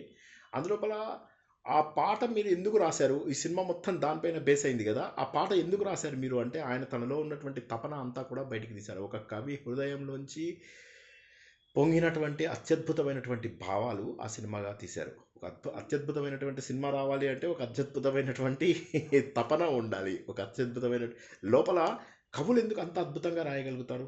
మాటల గారడీ చేసే వాళ్ళు కూడా కొంతమంది కవులు ఉన్నారు. వాళ్ళు కాదు, గుండె లోతుల్లోంచి వచ్చే భావాలు పలికిస్తారు చూడండి, వాళ్ళు చాలా బాగా రాస్తారు. అప్పుడు మనకు అది గుండెకి తగులుతుంది. ఇప్పుడు ఆయన మనసు గతి ఇంతే అది ఇది అని అనడము, తర్వాత మరపురాని బాధ కన్నా మధురమే లేదు, ఇటువంటివన్నీ కూడా మనం అవి అనుభవంలోకి వచ్చిన తర్వాత మై గాడ్ ఆయన ఇది చెప్పాడా, ఆ రోజు ఈ మాట చెప్పాడా అని చెప్పేసి ఆ కావడి కొయ్యేనై ఇది కుండేనో ఏదో ఉంది కదా, అది అవి చూస్తున్నప్పుడు ఎంత కుండెలు మన్నేనోయ్ తెలుసుకుంటే సత్యం ఇంతేనోయ్ అంటే ఏంటంటే ఇది జగమే మాయ బ్రతికే మాయ. ఇప్పుడు ఈ పాటలలో అదేదో అతను ప్రేయసి కోసం బాధపడుతున్న పాటలాగా ఉందా, లేకపోతే భగవంతుడి తత్వాన్ని తెలియజేసే పాటలాగా? అంటే నేను ఏమంటానంటే తత్వాన్ని ప్రతి చోట తెలియాలి. మనం పుష్ప సినిమాలో కూడా తత్వాన్ని చూస్తాం. పుష్ప సినిమాలో మొన్న ఏం చెప్పాను నేను, ఒక ఎగ్జాంపుల్, వాడు కాలు హెలికాప్టర్లోకి వెళ్ళిన తర్వాత వాడు ఏం చేస్తాడు, కాలు మీద కాలు వేసుకోడు. వాళ్ళు అడుగుతారు ఏంట్రా కాలు మీద కాలు వేసుకోలేదని చూస్తున్నావా అంటే, అవును అంటే కిందున్నప్పుడేరా, పైకి వచ్చిన తర్వాత ఒబీడియంట్గా ఉండాలి, పైకి వచ్చిన తర్వాత కాలు మీద కాలు వేసుకోము, తగ్గి ఉండాలి పైకి వెళ్ళాక అంటాడు. So this is what like పొయట్స్, కవులు, రైటర్స్ వీళ్ళందరూ ఏం చేస్తారంటే ఇటువంటి తత్వానికి సంబంధించినటువంటి మన పర్సనాలిటీ డెవలప్మెంట్కు సంబంధించినటువంటి మనలో పరిణతి తెచ్చేటటువంటి మాటలు ప్రతి సినిమాలో. పుష్ప 2 అంటే మనం అదేదో అసలు చెత్త సినిమా అనుకుంటాం, మరి అందులోపల ఎంత ఇదిగా రాసి ఇలాంటి డైలాగ్ అందులో ఉండడం ఏంటి? సో ఏంటంటే చూడగలిగేవాడు ఆ యాంగిల్లో చూస్తే ఏదైనా నచ్చుతుంది. అది అది అది మీకు అంటే ఏమవుతుందంటే తత్వ ఆలోచనలో ఉన్నప్పుడు తెలుస్తుంది. తత్వం ప్రతి చోట దేవుడు ఏం చేస్తాడంటే మనం ఏ మార్గంలో ఉంటే ఆ మార్గానికి సంబంధించిన వస్తువులు మనం అవి వేస్తాడు. కానీ మనం ఏం చేస్తున్నాము, 10 మందితోటి మన డైవర్షన్స్ పెట్టుకుంటున్నాం. పెట్టేసరికి 10 ఆలోచనలకి ఇక్కడ ప్లేస్ కావాలి, 10 ఆలోచనలు పీకుతున్నాయి. ఎక్కడి నుంచి వస్తుంది? నేను మీ అందరికీ చెప్పాను, నేను ఇండియాకి వచ్చి కొన్నాళ్ళు సాధన చేసిన టైంలో అరౌండ్ 2011 ఆ టైంలో మా వైఫ్ కాఫీ తెచ్చే లోపల నేను ధ్యానంలోకి వెళ్ళిపోయేవాడిని. కాఫీ అంటే మా వైఫ్ చాలా కాంప్లికేటెడ్గా చేయదు, మెల్లగా చెప్తున్నాను, పక్క రూమ్లో వింటుంది తను. సో కాఫీ తెస్తే జస్ట్ మైక్రోవేవ్లో పెట్టి తీసుకొస్తుంది అంతే. అంటే అరౌండ్ 1.5-2 minutes. ఆ 2 minutesలో నేను ధ్యానంలోకి వెళ్ళిపోయేవాడిని. తర్వాత లేచి చూసేసరికి కాఫీ చల్లారిపోయేది. ఏంటి చల్లారిపోయింది అంటే, చల్లారిపోయిన కాఫీ తెచ్చావేంటి, ఇలా పట్టుకుని ఇలా నిలబడాలా, కప్పుంది సాసర్ ఉంది ఇది అంటే, లేదు చాలాసేపటి నుంచి ధ్యానంలో ఉన్నామని. అటువంటి స్టేజ్లోంచి మా అపార్ట్మెంట్లో గొడవలు అయ్యాయి, ఇన్వాల్వ్ అవ్వాల్సి వచ్చింది తెలిసి తెలియక. తర్వాత ఒక 7-8 ఏళ్ల పాటు నేను సాధన చేయలేకపోయానంటే నన్ను నమ్మండి, ప్రామిస్, మీకు అబద్ధం చెప్పాను. నేను 7-8 ఏళ్ల పాటు 5 నిమిషాలు కూడా నాకు ధ్యానం కుదరని సమయం ఉంది. కాఫీ తెచ్చే 2 నిమిషాలలో ధ్యానంలోకి వెళ్ళిపోయిన నేను 7-8 ఏళ్ల పాటు 5 నిమిషాలు కూడా ధ్యానం చేయలేనటువంటి స్థితికి దిగజారిపోయాను. నమ్ముతారా నన్ను?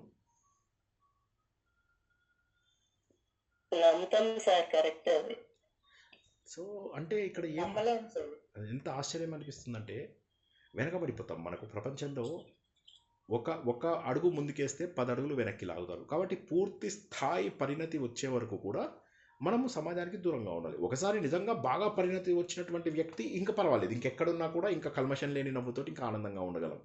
కానీ ఒకసారి మనము వెళ్తున్న దారిలోనే దెబ్బతిన్నామంటే వెనక్కి వెళ్ళిపోతాం. అలా కాకుండా పైదాకా వెళ్ళిన తర్వాత ఇంకా పర్వాలేదు, అప్పుడు ఏం చేసినా మీకు ఇంకా ఏమి ప్రపంచంలో కనిపించేవన్నీ చిన్న గేమ్స్ లాగా అనిపిస్తాయి.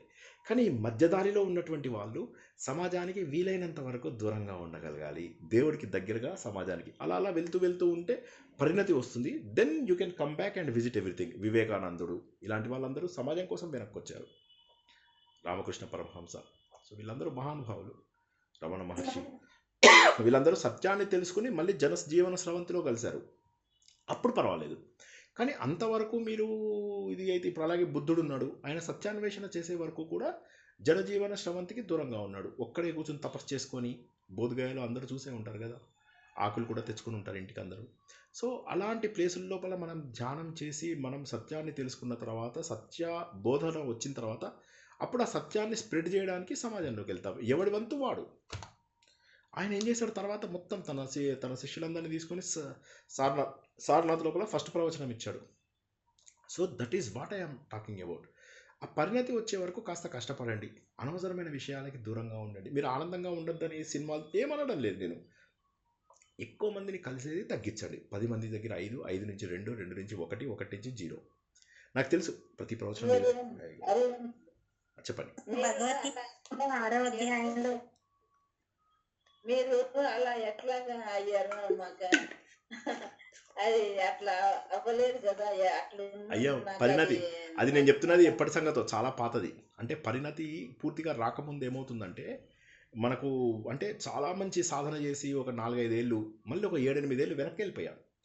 ఇప్పుడు పర్వాలేదు. ఇప్పుడు అంటే పరిణతి వచ్చిందని చెప్పను, కానీ ఇప్పుడు కనీసం సమాజంకి దూరంగా ఉండడం ద్వారా నేను పెట్టుకున్న పరీక్షల ద్వారా ఇప్పుడు నాకు అర్థమైంది ఏంటంటే ఇంక ఇప్పుడు వెనక్కి వెళ్ళే ఛాన్సెస్ చాలా తక్కువ. కానీ అప్పుడున్న దాంట్లో వెనక్కి వెళ్ళిపోయాను. జై శ్రీకృష్ణ. నాగమల్లేశ్వర్ గారు ఏదో అడుగుతున్నారు. ఒంటరితనము, ఏకాకితనము అంటే వాస్తవంగా మనసుని ప్రశాంతంగా ఉంచుకోండి. 6వ అధ్యాయంలో భగవద్గీతలో 27వ శ్లోకంలో భగవానుడు చెప్తాడు, ప్రశాంత మనసం యోగినం సుఖముత్తమం సుఖేన బ్రహ్మ సంస్పష్టం అత్యంతం సుఖమశ్నుతే. నిజమైన సుఖం కలగాలంటే మనసును ప్రశాంతంగా ఉంచుకుంటే ఆటోమేటిక్ గా ఎక్కడ వస్తుంది మనసు ప్రశాంతత? ఎక్కడి నుంచి వస్తుందో చెప్పండి. మీరు ఉపదేశ సారం అటెండ్ అయ్యారా? లేదండి, కొత్తగా జాయిన్ అయ్యాను, ఇప్పుడు అటెండ్ అవుతున్నాను. ఏం పర్వాలేదు. సో మనం ఏం తెలుసుకున్నాం ఇప్పుడు? మీరు చెప్పిన దానికి నేను రివర్స్గా చెప్తాను. 11వ అధ్యాయంలో 13వ అధ్యాయంలో ఏం చెప్పాడు? సంఘ వివర్జిత అని చెప్పాడు, వివిక్త దేశ సేవిత్వం అని చెప్పాడు, సమాజానికి దూరంగా ఉండమని చెప్పాడు భగవంతుడు. ఇవన్నీ ఎందుకు సమాజంకి సంఘానికి దూరంగా ఉండాలి అంటే అవి దూరంగా ఉంటే మనస్సు లోపల ఆలోచనలు. ఇప్పుడు ఫర్ ఎగ్జాంపుల్ నేను పొద్దున్న లేచిన తర్వాత ఒక ఫోన్ వచ్చింది, దాని గురించి మాట్లాడాను. ఇంకో ఫ్రెండ్ ఫోన్ చేశాడు ఇంకో 2 గంటల తర్వాత. ప్రతి 2 గంటలకు ఒకసారి ప్రతి లగ్నంలో ఒకడు ఫోన్ చేస్తున్నాడు నాకు. ఎవ్రీ లగ్నంలో నేను ఒకరితో మాట్లాడుతున్నాను. రాత్రి విషయాలోలుప్తం నుంచి దూరంగా ఉండడం కోసం భగవంతుని అలాగే 10వ అధ్యాయంలో కూడా 9వ శ్లోకంలో చెప్తాడు, మచ్చిత్త మద్గత ప్రాణా బోధయంత పరస్పరం నిత్యం తుష్టి చరమంతి చ. ప్రతినిత్యము భగవంతుని స్మరణలో ఉంటూ ఆయన కదలుకుంటూ నిజంగా రమిస్తూ ఉంటే నిజమైన ఆనందం, నిజమైన సుఖడే ఉంది. 10వ అధ్యాయంలో కూడా చెప్పాడు. కరెక్ట్. సో కాబట్టి ఏమవుతుందంటే మనం ఉన్నటువంటి పరిస్థితికి సమాజానికి దూరంగా 10 ఆలోచనలు. ఇప్పుడు నేను ఇందాక చెప్పినట్టుగా గంటకు ఒక వ్యక్తితో నేను మాట్లాడాను అనుకోండి. మాట్లాడినప్పుడు ఆ ఆలోచనలన్నీ ఇక్కడ ముద్రలుగా మిగిలిపోతాయి. నిన్న ఉపదేశసారంలో మనం ఏం తెలుసుకున్నామో అవన్నీ ముద్రలుగా మిగిలిపోతాయి. నేను కావాలవి ముద్రలుగా పెట్టుకోవాలనుకోను, కానీ అవి ముద్రలుగా మిగిలిపోతాయి. ఎప్పుడైతే ముద్రలుగా మిగిలిపోతాయో మన చిత్తంని డేటాబేస్ అంటారు అని చెప్పి తెలుసుకున్నాం. ఆ చిత్తంలో ఉన్న డేటాబేస్లో ఈ ఆలోచనలన్నీ ముద్రించుకున్నటువంటివి మనకు రాత్రి పడుకునేటప్పుడు కళల రూపంలోనూ, తర్వాత మళ్ళీ స్మృతుల రూపంలో ఒక్కొక్కసారి మనకు మంచి స్మృతులు అయితే నిద్రపోనియవు, చెడ్డ స్మృతులు అయితే అసలు నిద్రపోనియవు. మంచి స్మృతులు కూడా జ్ఞాపకం వచ్చి మనని నిద్ర లేకుండా చేస్తాయి. సో ఈ విధంగా ఏమవుతాయంటే ఆ ఆలోచనలు నిన్న మనం ఏమనుకున్నాం, ఆ టీని కనుక కట్ చేసినట్లయితే, థాట్స్ని కనుక కట్ చేస్తున్నట్లయితే మనస్సు నిశ్చలంగా ఉంటుంది. కదులుతున్నటువంటి మీకేం చెప్పాను నేను, ఒక గాజు గ్లాస్ తీసుకోమన్నాను. ఇది గాజు గ్లాసు, లోపల గాజు ఉంది. యాక్చువల్లీ ఈ గాజు గ్లాసు కనిపిస్తుంది, ట్రాన్స్పరెంట్గా ఉంది. ఈ ట్రాన్స్పరెంట్గా ఉన్న దాంట్లో ఒక కాయిన్ నేను లోపల వేసాను. ఈ లోపల పడింది కాయిన్. ఇప్పుడు ఇందులో నేను ఏం చేశాను, నీళ్లు పోసాను. ఇప్పుడు నాకు కాయిన్ కనిపిస్తుంది. ఇందులో మట్టి కనిపాను, కాయిన్ కనిపించడం లేదు. ఇప్పుడు దీన్ని ఇలా ఇలా ఇలా ఇలా ఇలా టర్బ్యులెంట్ చేసేసాను, ఇంకా అసలు కనిపించడం లేదు. ఇప్పుడు ఈ పైన నేను ఒక బట్ట కప్పాను, ఇంకా అసలు కనిపించదు. ఇప్పుడు మనం ఏం చేయాలి, ఫస్ట్ ఆవరణ ముందు ఆ బయట ఉన్నటువంటి కవర్ని తీయాలి. తర్వాత విక్షేపం, దీన్ని తీసేసేయాలి, కదులుతున్నటువంటి టర్బ్యులెన్స్ని తీసేయాలి. ఆవరణ అయిపోయింది, విక్షేపం, లయం, ఆ నీళ్ళ లోపల ఉన్నటువంటి మలినాన్ని తీయాలి. అప్పుడు కాయిన్ కనిపిస్తుంది. అంటే ఏదైతే ప్రశాంతంగా ఉంటున్నటువంటి నీళ్ళల్లో ఒక కాయిన్ మాత్రం కనిపిస్తుంది, అది ఆత్మస్వరూపం. అది కనిపించాలంటే లయ, విక్షేపం, ఆవరణ మూడింటికి దూరంగా వెళ్ళమన్నాడు భగవంతుడు. సో అవి ఎలా జరుగుతాయి? ఈ చెత్తని, చిత్తంలో ఉన్న చెత్తని బయటపడేయడమే మనకు కావాల్సినటువంటి దాన్ని చిత్తశుద్ధి. ఇది మనం థియరిటికల్గా కాకుండా ప్రాక్టికల్గా చేయడం ఎలాగో నేను నేర్పిస్తున్నా. ఈ శ్లోకంలో ఇలా ఉంది అని కదా, అన్ని రకాల మనుషులకు కావాల్సినటువంటివన్నీ కూడా భగవంతుడు భగవద్గీతలో చెప్పాడు. మనం వేదాలలో కూడా అవే నేర్చుకుంటున్నాం. ఓకేనా? జై శ్రీకృష్ణ. నెక్స్ట్ క్వశ్చన్, నెక్స్ట్ ఇది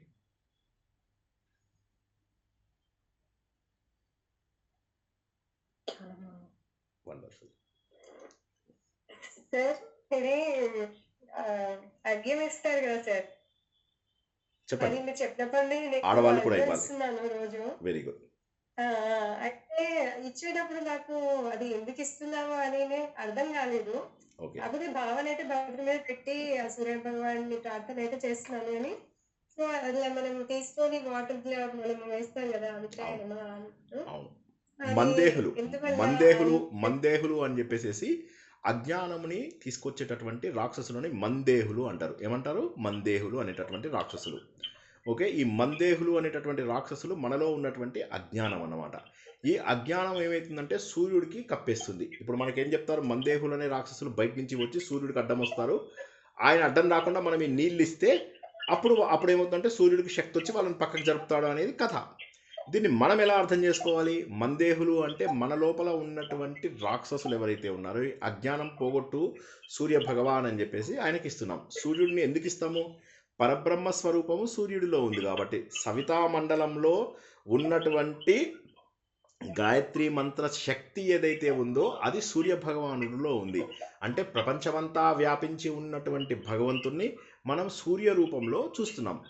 ఆ చూసినటువంటి వెలుతురు మనలో అజ్ఞానం పోగొట్టడానికి అర్ఘ్యమిస్తున్నాం. ఇప్పుడు క్లియర్గా ఉందా? కథ ఏమనుకున్నానంటే వాటర్ ఇట్లా పైనుంచి వేసినట్టుగా వేయమన్నారు కదా. అవును. సో అంటే ఆయన తాపాన్ని అంటే అట్లా వేరే రకంగా అర్థం చేసుకున్నా నేను. అది మందేహులు అంటే మామూలుగా చెప్పే కథ ఏంటంటే మందేహులు అనే రాక్షసులు ప్రతిరోజు సూర్యుడికి అడ్డం పడతారు. వారికి మనము ఇది చేస్తే సూర్యుడికి ఎక్కువ శక్తి వచ్చి వాళ్ళని పక్కకు జరిపి ముందుకెళ్తాడు తన ప్రయాణాన్ని ముందుకు. సూర్యుడు ప్రతిరోజు ట్రావెల్ చేస్తూ ఉంటాడు కదా, అనూరుడు రథం తీసుకెళ్ళి ట్రావెల్ ఆ సమయంలో ఈ రాక్షసులు అడ్డుపడకుండా మీరు వేసేటటువంటివి ఇవి సపోర్ట్ అని. కానీ అది కాదు, మన లోపల అజ్ఞానం పోగొట్టమని ప్రతిరోజు మనం భగవంతుడికి ప్రార్థిస్తూ కృతజ్ఞతాపూర్వకంగా జ్ఞానం ఇచ్చినందుకుంటూ గాయత్రి మంత్రం చెప్పేదేంటి? సవిత దేవత విశ్వామిత్ర ఋషి అని చెప్పేసి గాయత్రి ఛందః అని చెప్పేసి అంటాం. అంటే ఏంటి? గాయత్రి ఛందస్సులో ఉండి సవితా దేవత, సూర్యుడు దేవత అయినటువంటి దాంట్లో నేను ఆ సూర్యుడికి అర్ఘమిస్తున్నాను అని చెప్పి. గాయత్రి మంత్రం అంటే ఏంటి? నా లోపల అజ్ఞానాన్ని పోగొట్టి నా లోపల జ్ఞానాన్ని ప్రవేశపెట్టు అని. హిందూ ధర్మంలో ఉన్నటువంటి గొప్ప మంత్రాలన్నీ కూడా చూడ్డానికి దేవుడి పూజలాగా ఉన్నప్పటికీ అవి దేవుడి పూజలు కాదు, మనలో అజ్ఞానాన్ని పోగొట్టమని మనం భగవంతుడిని ప్రార్థించడం.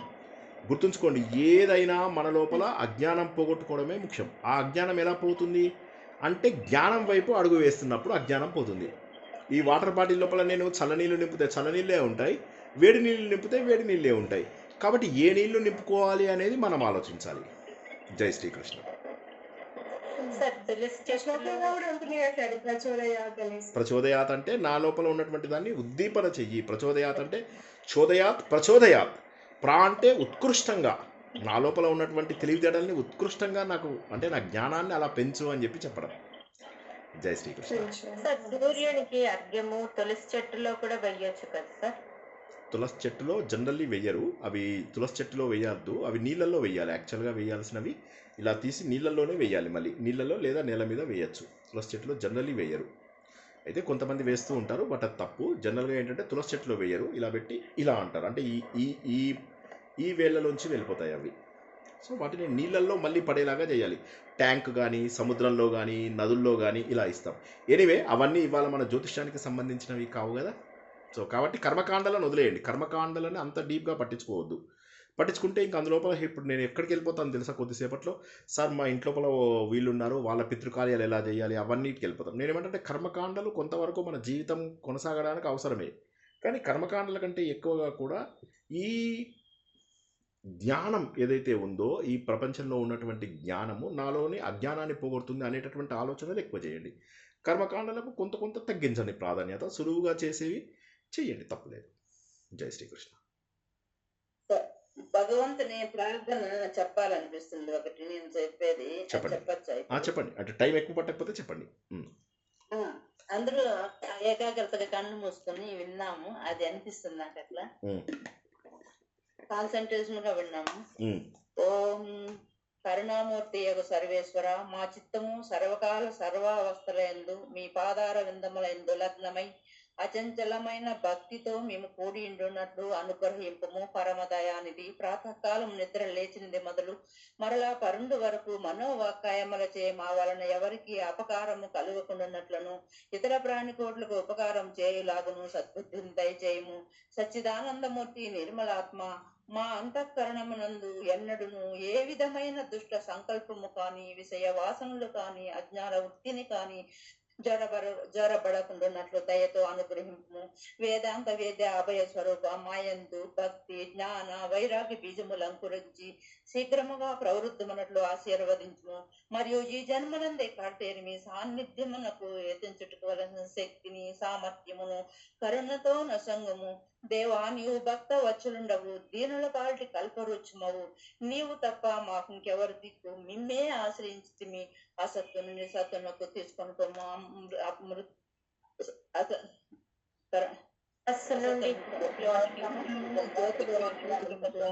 మృత్యువు నుండి అమృతత్వమును పొందింపజేయుము. ఇదే మా విన్నతి, అనుగ్రహింపుము. నీదరే చేర్చుకొను. పాహి మా పాహి మా పాహి. ఇది మీనింగ్ఫుల్ విద్యాప్రకాష్ గారు రాశారండి, గీతా మకరందంలో ఉంది. అవును, చాలా అద్భుతమైనటువంటిది. మీనింగ్ కూడా చాలా అద్భుతంగా ఉంది. మీనింగ్ని ఊహిస్తూ మనసులో అనుకోండి, చాలా బాగుంది. అది మీనింగ్లో ఉన్నది మనము అనకుండా అన్నం అంటే మంచిదే, దాన్ని ఆచరిస్తూ ఉందాం. ఆచరించడానికి కారణం ఏంటంటే సంఘ వివర్జిత, ఫస్ట్ సంఘానికి దూరంగా ఉంటూ మెల్లమెల్లగా మన ఆలోచనలను తగ్గిస్తూ భగవంతుడి వైపుకు మరల్చడానికి చేస్తే ఇది ఇంకా మరింత ఎక్కువగా ఉపయోగపడుతుంది. కేవలం అనడం ద్వారా భగవంతుడు మనకు శక్తినివ్వడు, ఆచరించడం ద్వారా శక్తినిస్తాడు. మళ్ళొకసారి చెప్తున్నాను, 3 రకాలని మనం తెలుసుకున్నాం. ఒకటి పారాయణం, రెండోది వివరణ, మూడోది ఆచరణ. పారాయణం అంటే ఏదో తెలుసుకోవడం, అసలు ఏముంది, ఏ శ్లోకాలు ఏంటి అని ఉచ్చారణ కోసం, అది అంత ఇంపార్టెంట్ కాదు, ప్రాథమిక దశ. రెండవది వచ్చేసరికి వివరణ, అందులోపల ఏం చెప్పారు. మూడోది ఏంటంటే అందులో చెప్పినవి నేను ఆచరించగలను. ఆ 3వ స్టెప్ మోస్ట్ ఇంపార్టెంట్. అందుకే మనం భగవద్గీతను ఏమంటాం, అనుష్ఠాన వేదాంతం, ఆచరణ వేదాంతం అంటాం. అది రేపు తెలుసుకుందాం ఇంకా వివరాలు. ఓకేనా? బాగుందండి, ప్రార్థన చాలా అద్భుతం ఉంది, విన్నాను నేను అది. జై శ్రీకృష్ణ. జై శ్రీకృష్ణ. అందరికీ హృదయపూర్వక చాలా బాగుంది. ఇంకా క్లోజ్ చేసుకుందామా ఈ రోజుకి? ఇంకెవరికి ప్రశ్నలు లేకపోతే ఈరోజు క్లోజ్ చేసుకుందామా? రేపు పొద్దున్న 11 గంటలకి మనము భగవద్గీత తరగతిని తీసుకుందాం. 11వ అధ్యాయం పూర్తవుతుంది.